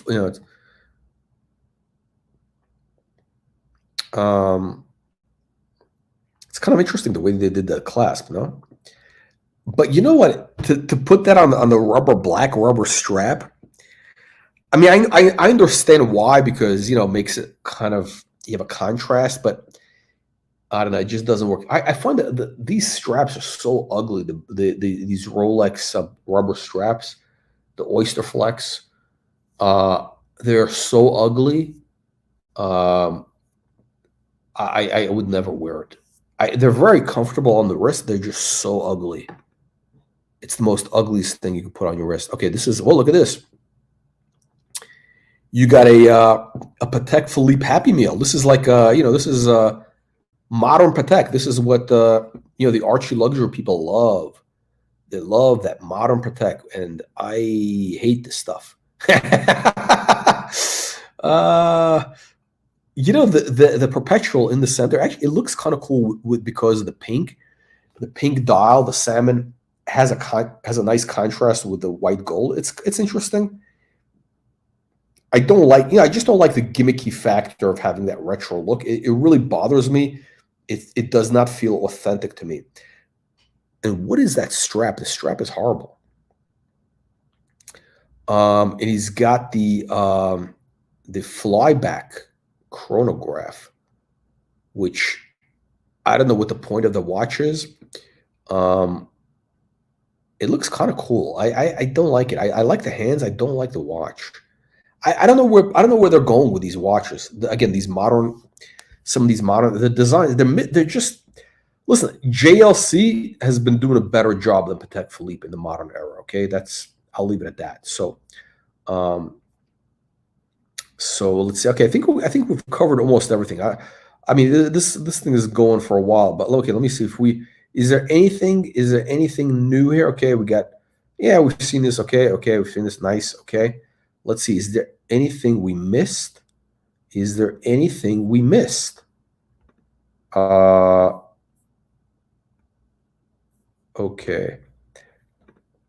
All right, guys. So we're gonna rate the collection on scale 1 to 10. Collection of quality, photo quality, creativity, upside potential, watch choices.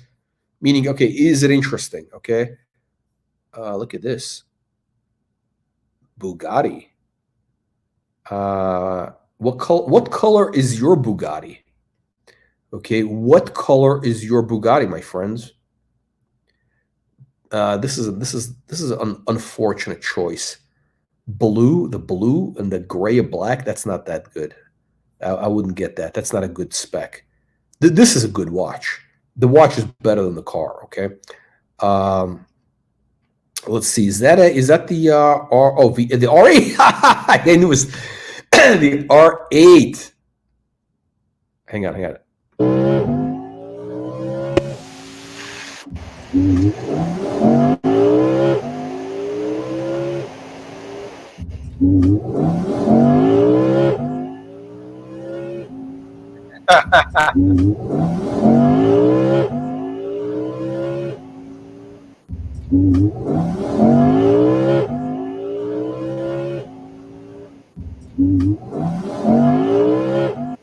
Wow. Okay.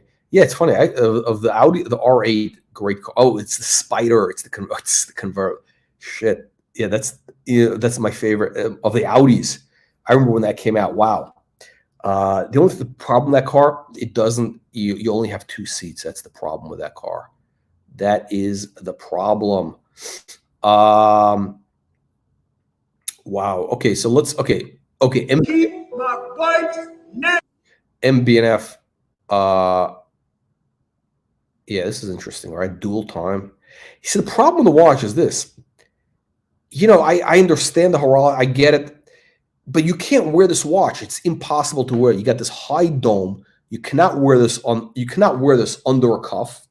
Okay. You can't wear this under a cuff, under a sleeve, whatever. And if you wear it naked, exposed, this can get hit very easily. It's a little bit unwieldy. And if you walk up against a wall or a door, you're going to destroy the watch. So it's like, this is a problem with the watch. It's a real problem. Wow, look at this. Does he own the watch? I don't know. Some of the watches he's just showing, so I don't know if he owns this one or is. Yeah, this is great. The dial, rose gold. Yeah, I appreciate what they're doing. Would I buy one? No, but I do appreciate it. Okay, this is some of his friends that he's hanging out with here. Okay, Vacheron. I hate that Vacheron, the driver's watch, whatever they call it. Dog with fleas. The FP Journe. Yeah, that's a dog with fleas. The FP Journe. If you're gonna get the Journe, you got to go with one that looks like an FP Journe, and that one does not. Okay, that's funny. Oh, yeah, this is one of his watches from the. He had a Casio calculator watch. That's funny. I had a Casio calculator watch. I remember. Didn't last very long. You know, I guess when I was 12 or whatever, 14, 13, whatever it was. It's funny. That is funny. So, collect, invest. I'm a special needs adult who can't work over 24 hours a week. How can I? Hey man, I'm sorry. I'm sorry to hear that. I'm sorry. What can I tell you, my friends? What can I tell you? This, what can I tell you? This channel is, we're focused on high-end watches. I don't want to hear about Casio watches. Even this guy's Casio watches. I don't want to hear about Casios. Here we go. Look at this. Flying Tourbillon. Titanium green sunburst tapisserie dial. Wow. This is amazing. Let's keep going. What does he have here? Okay, you got the perpetual calendar. Oof. Okay, I think this is one of his friend's watches here. Oh, the perpetual is his friend's watch, right? Is something wrong with the dial? No, it's his son. Okay, this is his watch. That's his. No. Wait, is that? Oh no. This is not his. This is some of his friends. You know what's interesting? Yeah, look at this. You saw this guy's tourbillon, and it is so much better. It is so much better than this basic open work. So much better. What is this? Oh yeah, we saw that. Okay. Let's see. Okay, are we done here? I think we've seen a lot of these watches. Okay, I saw this. Okay, so this, I guess this guy's reading the rumors. He bought, when I sold my last business, I wanted to do something really special for my father. His continued belief and support in me. That's a great thing to have, right? When you have somebody like that, it's very fortunate, right? So he bought his father a watch. So here, that's him and his father at the AD. He's buying his father a watch. What did he get? I saw the watch. I hate the watch, by the way. I hate the watch. I hate this watch. I had this in a video. I call this the shitter. But you know what? Look, this is his father's favorite watch. I guess his father's an older guy. I don't think he's that old, but his father's probably in the 60s or 70s, whatever. And it's like an old man watch. This really is, and the guy's English. It's got like a very, those thatched roofs that they have, the little cottages, that old country bumpkin thing that they love, the English, drinking tea and all that nonsense. I can't stand this watch. And the seconds, the what do you call it, the guilloche, everything about the watch, it's like a hot mess. It's a hot mess. I'm just being very, I'm just telling you my opinion. But his father loves the watch, so God bless him. It's gonna be so. That's it is what it is, right? So God bless. Listen, it's what it's all about. This is great. It's a great thing. So okay, he's got three great watches. Resonance. This is it, guys. This is what makes MB&F special, the perpetual calendar. Wow. What an amazing watch. What an amazing watch. What an amazing watch. Let's see. Let's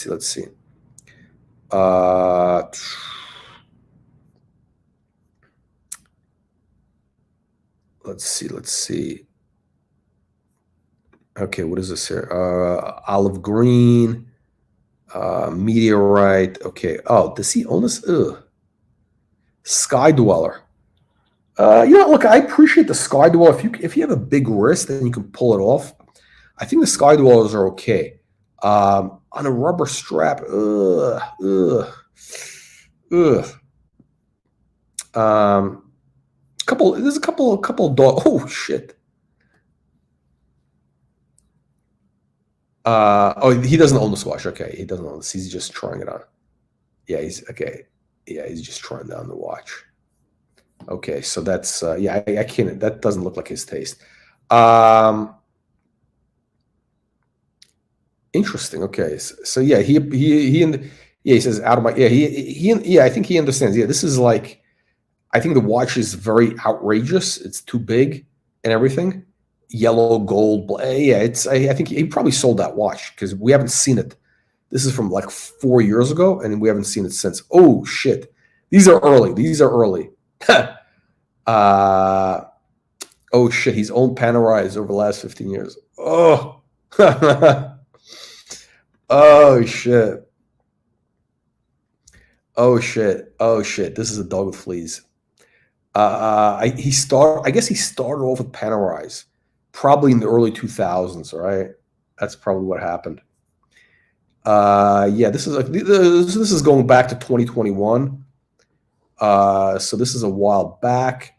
Oh, I think he. Oh, okay. So it looks like he probably, from reading the post, he sold his company, made some money, bought a bunch of watches the last couple of years. That's what happened. No, maybe it was before. I don't know. I don't know what the deal. I'm just trying to figure out from the timeline here, but because some of the early watches are kind of dogs, right? Like the Panerai, dog with fleas. Dog with fleas. The travel time. That is weird. So he's got the travel time. The rose gold is the blue dial, the El Jefe, I think they call it, right? And this is like a $200,000 watch. I would much rather get the 5740, the perpetual. That's a better watch. Much better watch. But hey, I don't think the guys are really counting the money here, right? So you get the rose gold. It's very chunky. That's the thing. It's too big. It's not an elegant watch. It's like it's very big, very flashy. The perpetual is the better choice. And the yellow gold, rose gold, I don't know. Okay. So what else does he have? What else? Oh, look at this. Look at this.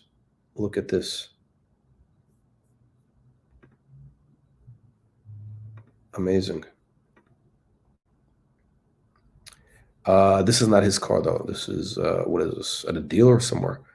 Lime green Lambo. Look, if you're going to get a Lambo, you got to get one in lime green or tangerine or one of these outrageous colors. You don't get one in cherry red like like a certain Bangladeshi gentleman that we know. Cherry red. Who gets a cherry red Lambo? You don't do that. That's a mistake. But that's the Archie luxury world. That's what happens when you hang around with Archie luxury. You end up with shitter watches and shitter cars. Okay, what is this here? Oof. Now you got to have the tapisserie dial. This is not. I don't think this is a watch. I think he's just showing it. Interesting. White gold with this green dial. I guess so. I guess it's okay. It's okay. But if you're gonna go with the white gold, my favorite is blue dial with the Roman numerals. The blue dial, the green dial is okay. But you know what? Look, I'm looking from my perspective, and I'm looking at things which I'm only buying one watch. I'm not gonna have 5 day dates. This guy's going, multiple day dates. I'm only gonna buy 1 day date. So okay, but he's got great choices, and he's got the Vacheron Perpetual. Great. I guess we got the same size wrist. Yeah, this guy's 41. It actually does fit. So he does not own this watch. He's trying it on. This is great. The one thing I don't like about the watch is the month thing. It goes to 4 years on the leap year. It's very confusing. I want to see just 12 months. Here you're seeing 4 years, which is annoying. Really annoying. incredibly. Yeah, you know what? I'm just getting irritated because look, you got January. It just skips. So that thing is this is horrible. The calendar, the month thing is it's a mistake. Okay, it's a real mistake. This watch is a pass for me because of that. Otherwise, I love the way that the straps are interchangeable, strap, bracelet, everything else. Wow, look at this. So this is, again, I think he owns the FP Journe is his, and these are his friends' watches. The Debethune is à la poubelle. The MB&F, the weird whatever MB&F, whatever that is, it's just too weird. It's too weird. No, that's too weird. Too weird.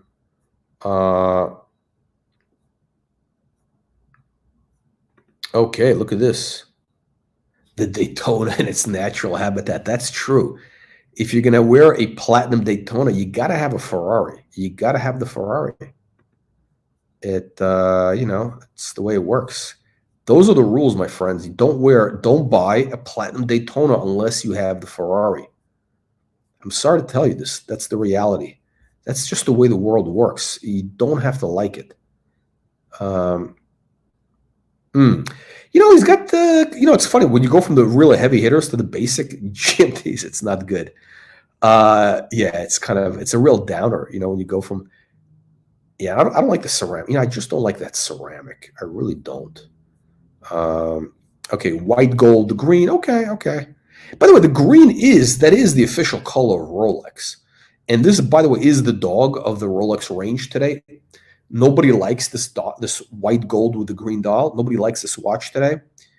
I think it's a great watch. The white gold makes it, very understated, low key. The green dial is beautiful. It's a great watch. It's a great watch. But if I were to get one Day-Date 40, just plain dial, I would get the blue dial with the Roman numerals. It's a more classic look, and that one has the better resale. It's going to sell better. It's the classic. It's going to age well, or the Meteorite. He has the Meteorite dial, obviously, right? So, okay, there we go. The faith is.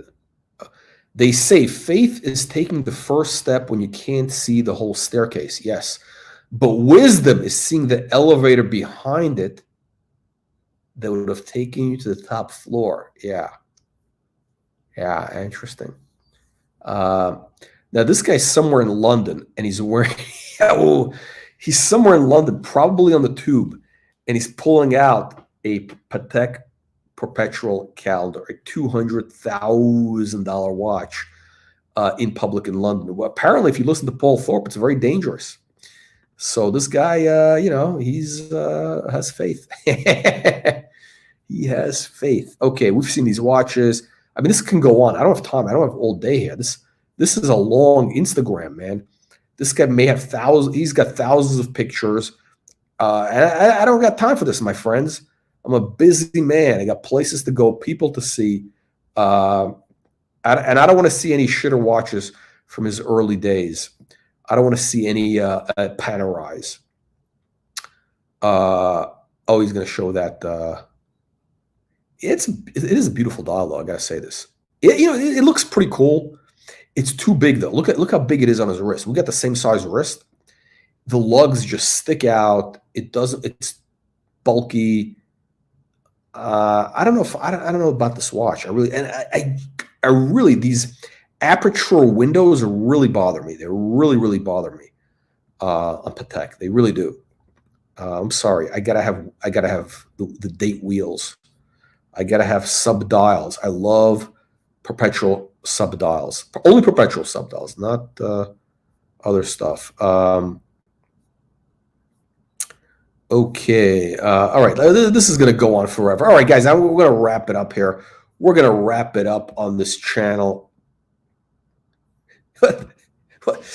Oh my God! What is 3 Magic the Gathering Alpha Black Lotus?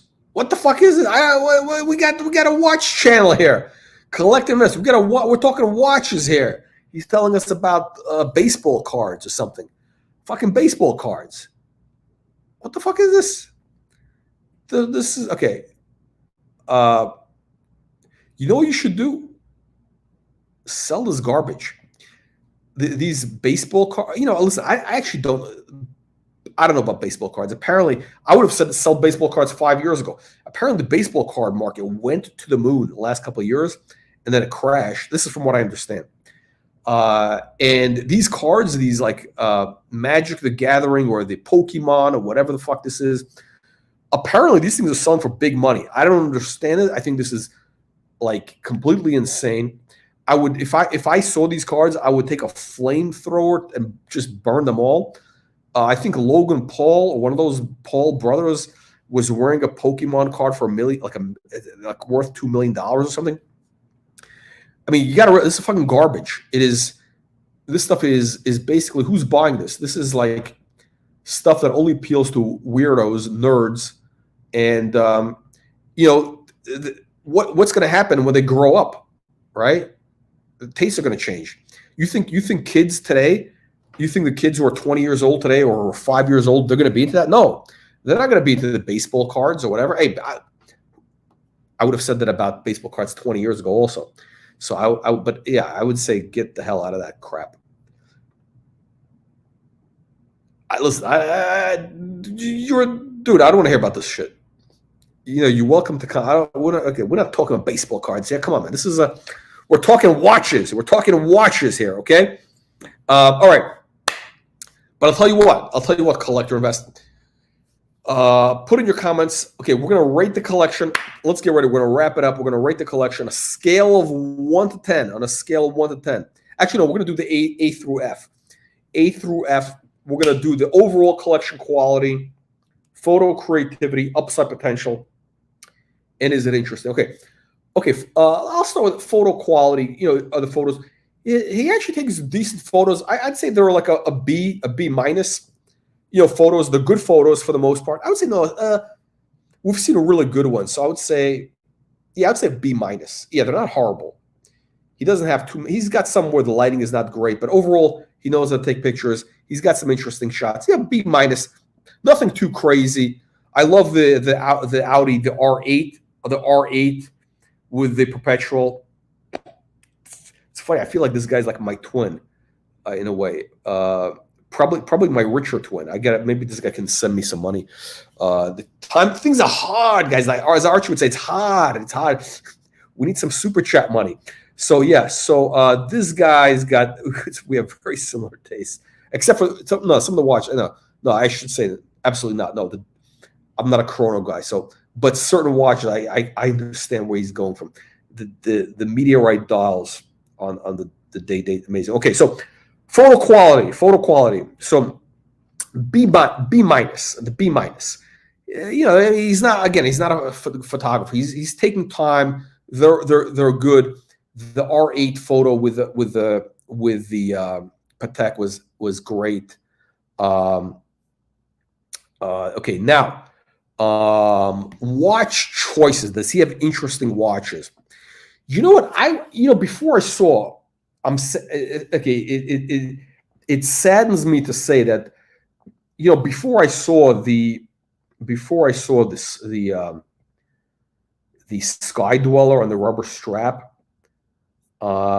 before I saw that, I'm gonna make you dizzy for a second. Wow, we gotta look at this. How many photos? We gotta scroll. Look how many photos this guy has. This guy's put a lot of time in this. We gotta scroll all the way up. So until I saw the Sky Dweller, I was going to give this, like an A minus. Now, by the way, here's the thing. Everything is relative, right? So we have shown some real heavy hitter collections here. We've reviewed heavy hitter collections with, $1 million watches and crazy, $500,000 watches. That's like real next level stuff. This collection is, I would say, like really high quality watches, but like accessible. Like, okay, yeah, they're expensive. Yeah, some of these watches are, 150 grand list, but you know what?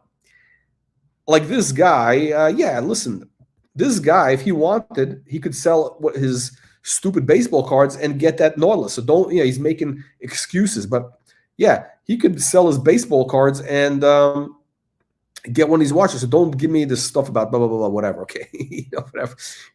All right, so life is about choices, right? And I would say what makes this collection very interesting, and I'd say this. Yes, we have seen collections where the guys have, $1 million watches, $500,000 watches, which are next level. This collection, what I like about this, it's kind of accessible for okay, not the average guy, the upper middle class guy, yes, can get to this or whatever, right? These are things which are okay. Somebody works at it, puts money away, you can get that grail. 150 grand, yeah, people can get there, right? And in that range, all this stuff it's really great stuff. It's all really great stuff. So I'm giving this, I would say, with the exception, what brings the collection down is, I gotta say, he's got a couple dogs like this. He's got a couple dogs. He's got a couple dogs. The Panerai, I'd give it a B. I'd give it and I'll tell you why I'm calling it the almost perfect collection. Why am I calling it the almost perfect collection? Because this guy basically, he really is. I'm not going to say he follows our 10 commandments of watch collecting, but he really did kind of go through it. Variety of, you got heavy hitters. So most of the photos, it's all the major brands, right? It's all stuff. Rolex, Patek Philippe, Audemars Piguet, whatever. Stuff which is going to retain value. Established stuff. FP Journe. Variety across metals. You got different metals: gold, platinum, steel, whatever. Rose gold on a strap, sport watch, bracelet, and he's got vintage. So it's all there. He's got, he's not afraid of color. He's got green straps. He's got green dials. He's not afraid of, of things which he's not.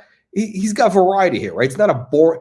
This is not a boring collection. Like we have seen some boring collections. This is not a boring collection. This is exactly how you do it. This is a proper watch collection. At that price level, of course. We're talking about, he's got probably a couple million in watches here, probably 2 million in watches. So this is a proper watch collection. Let's see here. Now, so I give this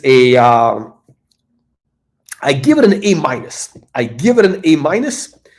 Have we seen better, more rare watches? Absolutely. Yeah. Have we seen, $1 million, minute repeater? Yeah, of course we've reviewed those. Sure we have. But on a dollar basis, again, everybody's playing, we're rating these things not because it's expensive, but quality wise. Okay. So in this bracket, in this weight category, I would say this is, I don't know, what in boxing they have, like the heavyweights, they have super heavyweight, whatever it is. Like I would say this is collection is light heavyweight or heavyweight. No, maybe a middleweight. Middleweight, like who's like a Floyd Mayweather? Floyd Mayweather, what's that? He's a middleweight, I don't know, or somewhere in that range. Not the big guys, like a guy who's like maybe like a Mike Tyson. Is Mike Tyson he's not a big guy. He's like a middle heavyweight. You understand what I'm saying, right? So this is, like in the let's call it 200 grand and under, 250 and under. Okay, 250 and under. In that category, this is an A minus. Actually, I would say even more because these are all really great watches. Yes. This competes, these $1 million watches, it's the same shit at the end of the day, right? Yeah, I know some of these things are more rare, whatever, but you know what? Listen, when you got a Nautilus perpetual white gold blue dial here, when you have the flying, you got the tourbillon, open work tourbillon AP, those watches can compete with anything, even this. And by the way, this is a cool watch. It looks like a tropical fish. That's not his watch, by the way. It's one of his friends. It looks like one of those tropical fish, like a clownfish, the yellow fish. Beautiful watch. This is such a beautiful watch, actually. I guess it's such a crazy and beautiful watch. I would never have my money tied up in something like this, but it's such a beautiful watch. It's just so crazy. The RM people, they deserve credit. They deserve full credit for that. So yeah, I give it an A-. He's got interesting choices. The guy takes risks, right? He does take risks with some of these things, right? The Bulgari in titanium with it's interesting, right? Is it a winner? I don't know if the watch is a winner, but you know what? He's not buying it with resale value in mind, like a lot of you tomato cans. He's not buying the Ellipse with resale value in mind. By the way, a great watch. Although I would get the one on the strap, frankly, because these are a bit of a pain in the ass. If you're going to wear this, you're going to find out how much of a pain in the ass it is. Take it off and put it on. Yeah, he's got a couple. He does have a couple dogs. There's like, oof, I can't even look at this watch. I got to take it off the screen here. It pains my eyes. But then you got this.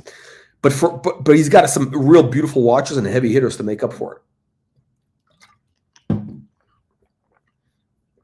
And great choices. Okay, it's about choices. Okay, because again, for the same money, he could have bought some very expensive, Royal Oak dogs, Patek dogs. There's plenty of. Listen, guys, there are plenty of six-figure dog watches. Okay, plenty of six-figure dog watches out there. No, this is live, baby. This is alive. This guy collects toy. I trade between. I have no idea what this guy's talking about. I have no idea. But are you okay? Is the guy's into some weird stuff? He probably has like stuffed toys he collects and weird, those baseball cards. Why? And then he complains about he doesn't have $2,000 for a watch. He says he's got $500,000. He's got a baseball card worth $500,000. Then he says he can't buy a $2,000 watch. I mean, this is what I'm saying. These people, everybody's got stories. I mean, I don't want to hear your stories. Listen, we're not here to bring, come on, man. It's I mean, this guy's got internet access. He's got YouTube. He's living in a first world country. He's not in Africa, starving. And, he's got a $500,000 baseball card. Then he's complaining that, he can't buy a $2,000 watch. I mean, come on, man. Come on. All right. Anyway, so bottom line is this. We got to have somebody on this. I keep getting distracted with these comments here. Okay. So to wrap it up, there are plenty of six-figure watches. There are absolute dogs with fleas. So yeah, it's not about the money. It's about making the right choice. Now, it's not a perfect collection. He's got a couple of dogs, but he has some great, like, again, look at this. Case in point, you got the white gold blue dial Daytona, which I believe is a future blue chip watch. It's about $30,000 today. And by the way, that watch is far superior to these tomato can steel watches here, which are also, I think these are what? These are $25,000 or something like that? 30? I don't even know what these are. They're so ugly. I think he owns them. I don't know. We'll give him a pass. We'll give him a pass because anybody who buys the blue dial white gold Daytona and the METEORITE dial Day-Date with the baguettes and they get credit. And then also an Ellipse. And you have an Ellipse in that same collection. That makes up. It gives you what do they call it? Indulgence. It's like the Catholic Church would sell the indulgences, to forgive your sins back in the day. That's what this is. Yeah, he's buying his way out of some deep sins. Like these two Daytonas, basic bitch Daytonas, they're a mortal sin, a cardinal sin, whatever you call it. But when you have a Nautilus, when you have an Ellipse, when you have a vintage Ellipse, anybody who buys a vintage Ellipse, all sins are forgiven. And then again, of course, ice blue chronograph, white gold. Again, I'm not a chrono fan, but the ice blue white, great watch. So it makes up for some of the dogs. So he's got a lot of his stuff makes up for the dog. Again, Piaget, this is a dog. It's a dog. But, you know, when you have, you got MB&F, you're willing to invest in MB&F, which, again, this is, I don't know. I'm not a fan of MB&F, but I appreciate what they do. You know, I would not buy one, but I really do appreciate the independent stuff. FP Journe, okay, whatever. I'm going to give it. I'm going to give the collection a B plus. I'm going to give it a B plus because the more he's got, some of the watches really bother me here. By the way, this is not his. This is an A plus. This is AAA watch. It's a customized Aquanaut. Okay, if you're just tuning in, again, this is an A plus, blue dial, rose gold. Bad video, but the blue dial, and this is amazing. So okay, so here's the thing. He's got a lot. He's got some redundancies here. So I'm going to drop it down. I say almost perfect. It could be perfect. The collection could be perfect. Again, you're looking. This guy, he knows what he's doing, right? He knows what he's doing. But it could be also like, you know what?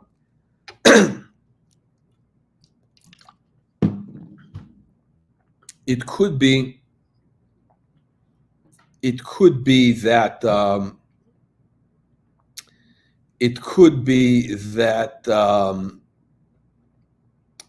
guy just likes, because again, he's got multiple Daytonas. He's got like he has like 8 different Daytonas, I think, or 6 or 7. I don't know. Different metals, different, vintage, modern. Same thing with the AP chronos. He loves those chronos, I guess. We'll give him a pass. But you know what? This should be less. I'd get rid of half of them. You got to trim it down, because trim it down and put the money into some real heavy hitters. Because again, there are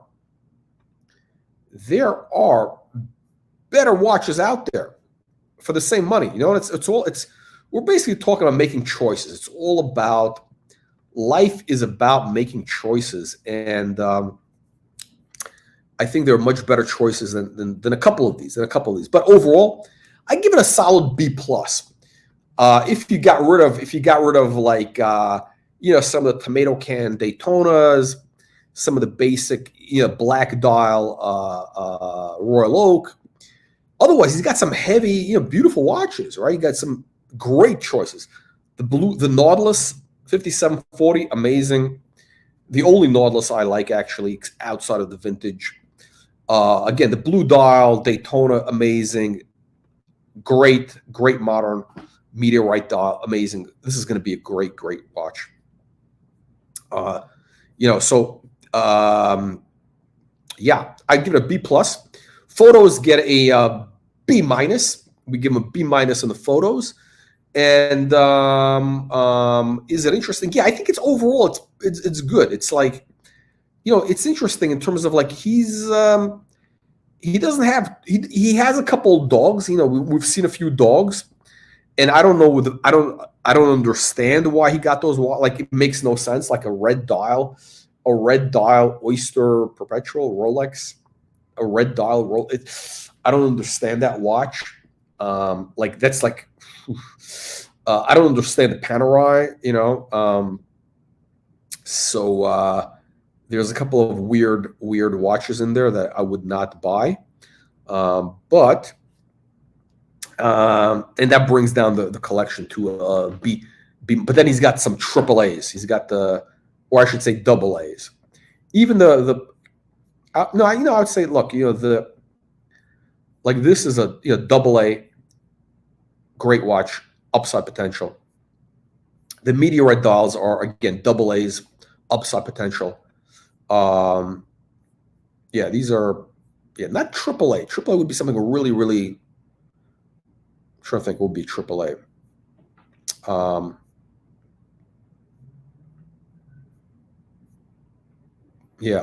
Okay, now we're going to rate on upside potential. My favorite. Upside potential. What do I think of upside potential? Okay. So upside potential.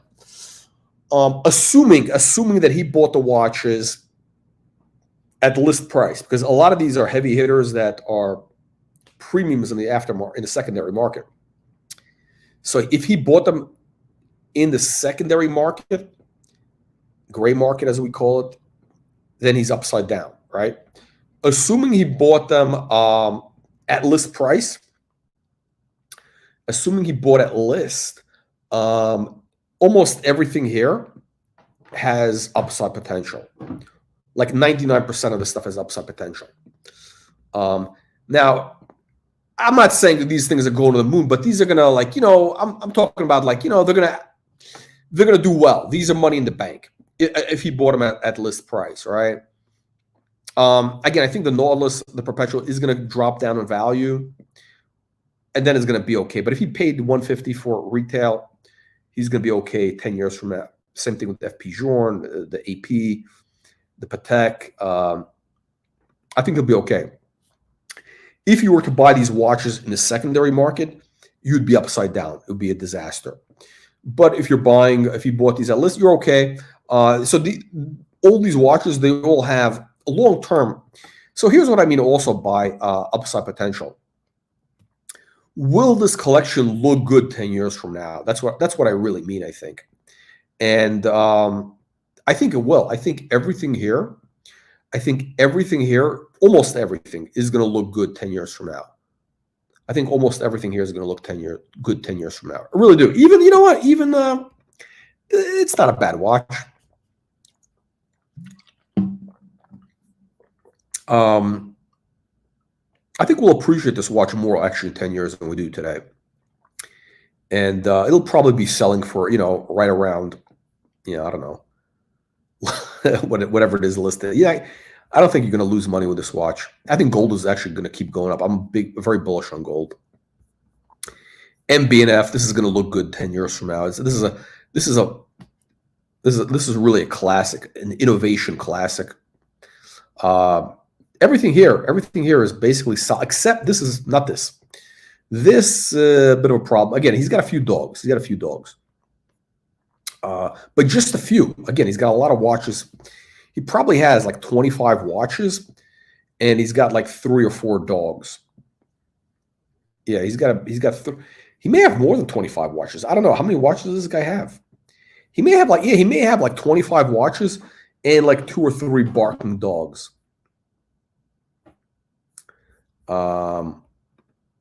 This is not his. Yeah, this is not his watch. It's a beautiful watch, by the way. So yeah, everything here is going to be good 10 years from now. The Aquanaut, I think the Aquanaut is going to be okay. I think it's going to be okay. But the value, the prices are going to come down on the Aquanaut. I think they're just going to be okay. Okay. So, all right, guys, that wraps it up. Leave your nasty, vicious comments below. We'll see you all in the next live stream, and make sure you get our free weekly newsletter. And we'll see you all in the next one. By the way, we are hiring. I'm looking for a web, somebody who can work on our WordPress site. The site needs a little help, and so I'm looking for a WordPress guy, web guy. We need some IT. We're looking for, if Elon Musk or Mark Zuckerberg is available, we're hiring. We are hiring. So, yeah, get in touch. DM me, guys. Thank you, everybody, for joining. And we'll see you all on the next one. All right. Collector Invest. Thank you. One Cut It, whatever the guy's name is. Perry. It's not a TV show without Perry. We even have the Ross Rachel Brady Network. Ross Rachel Brady. Okay, we got all of the usual suspects in the house. All right, guys. Thank you for joining. We'll see you all on the next one.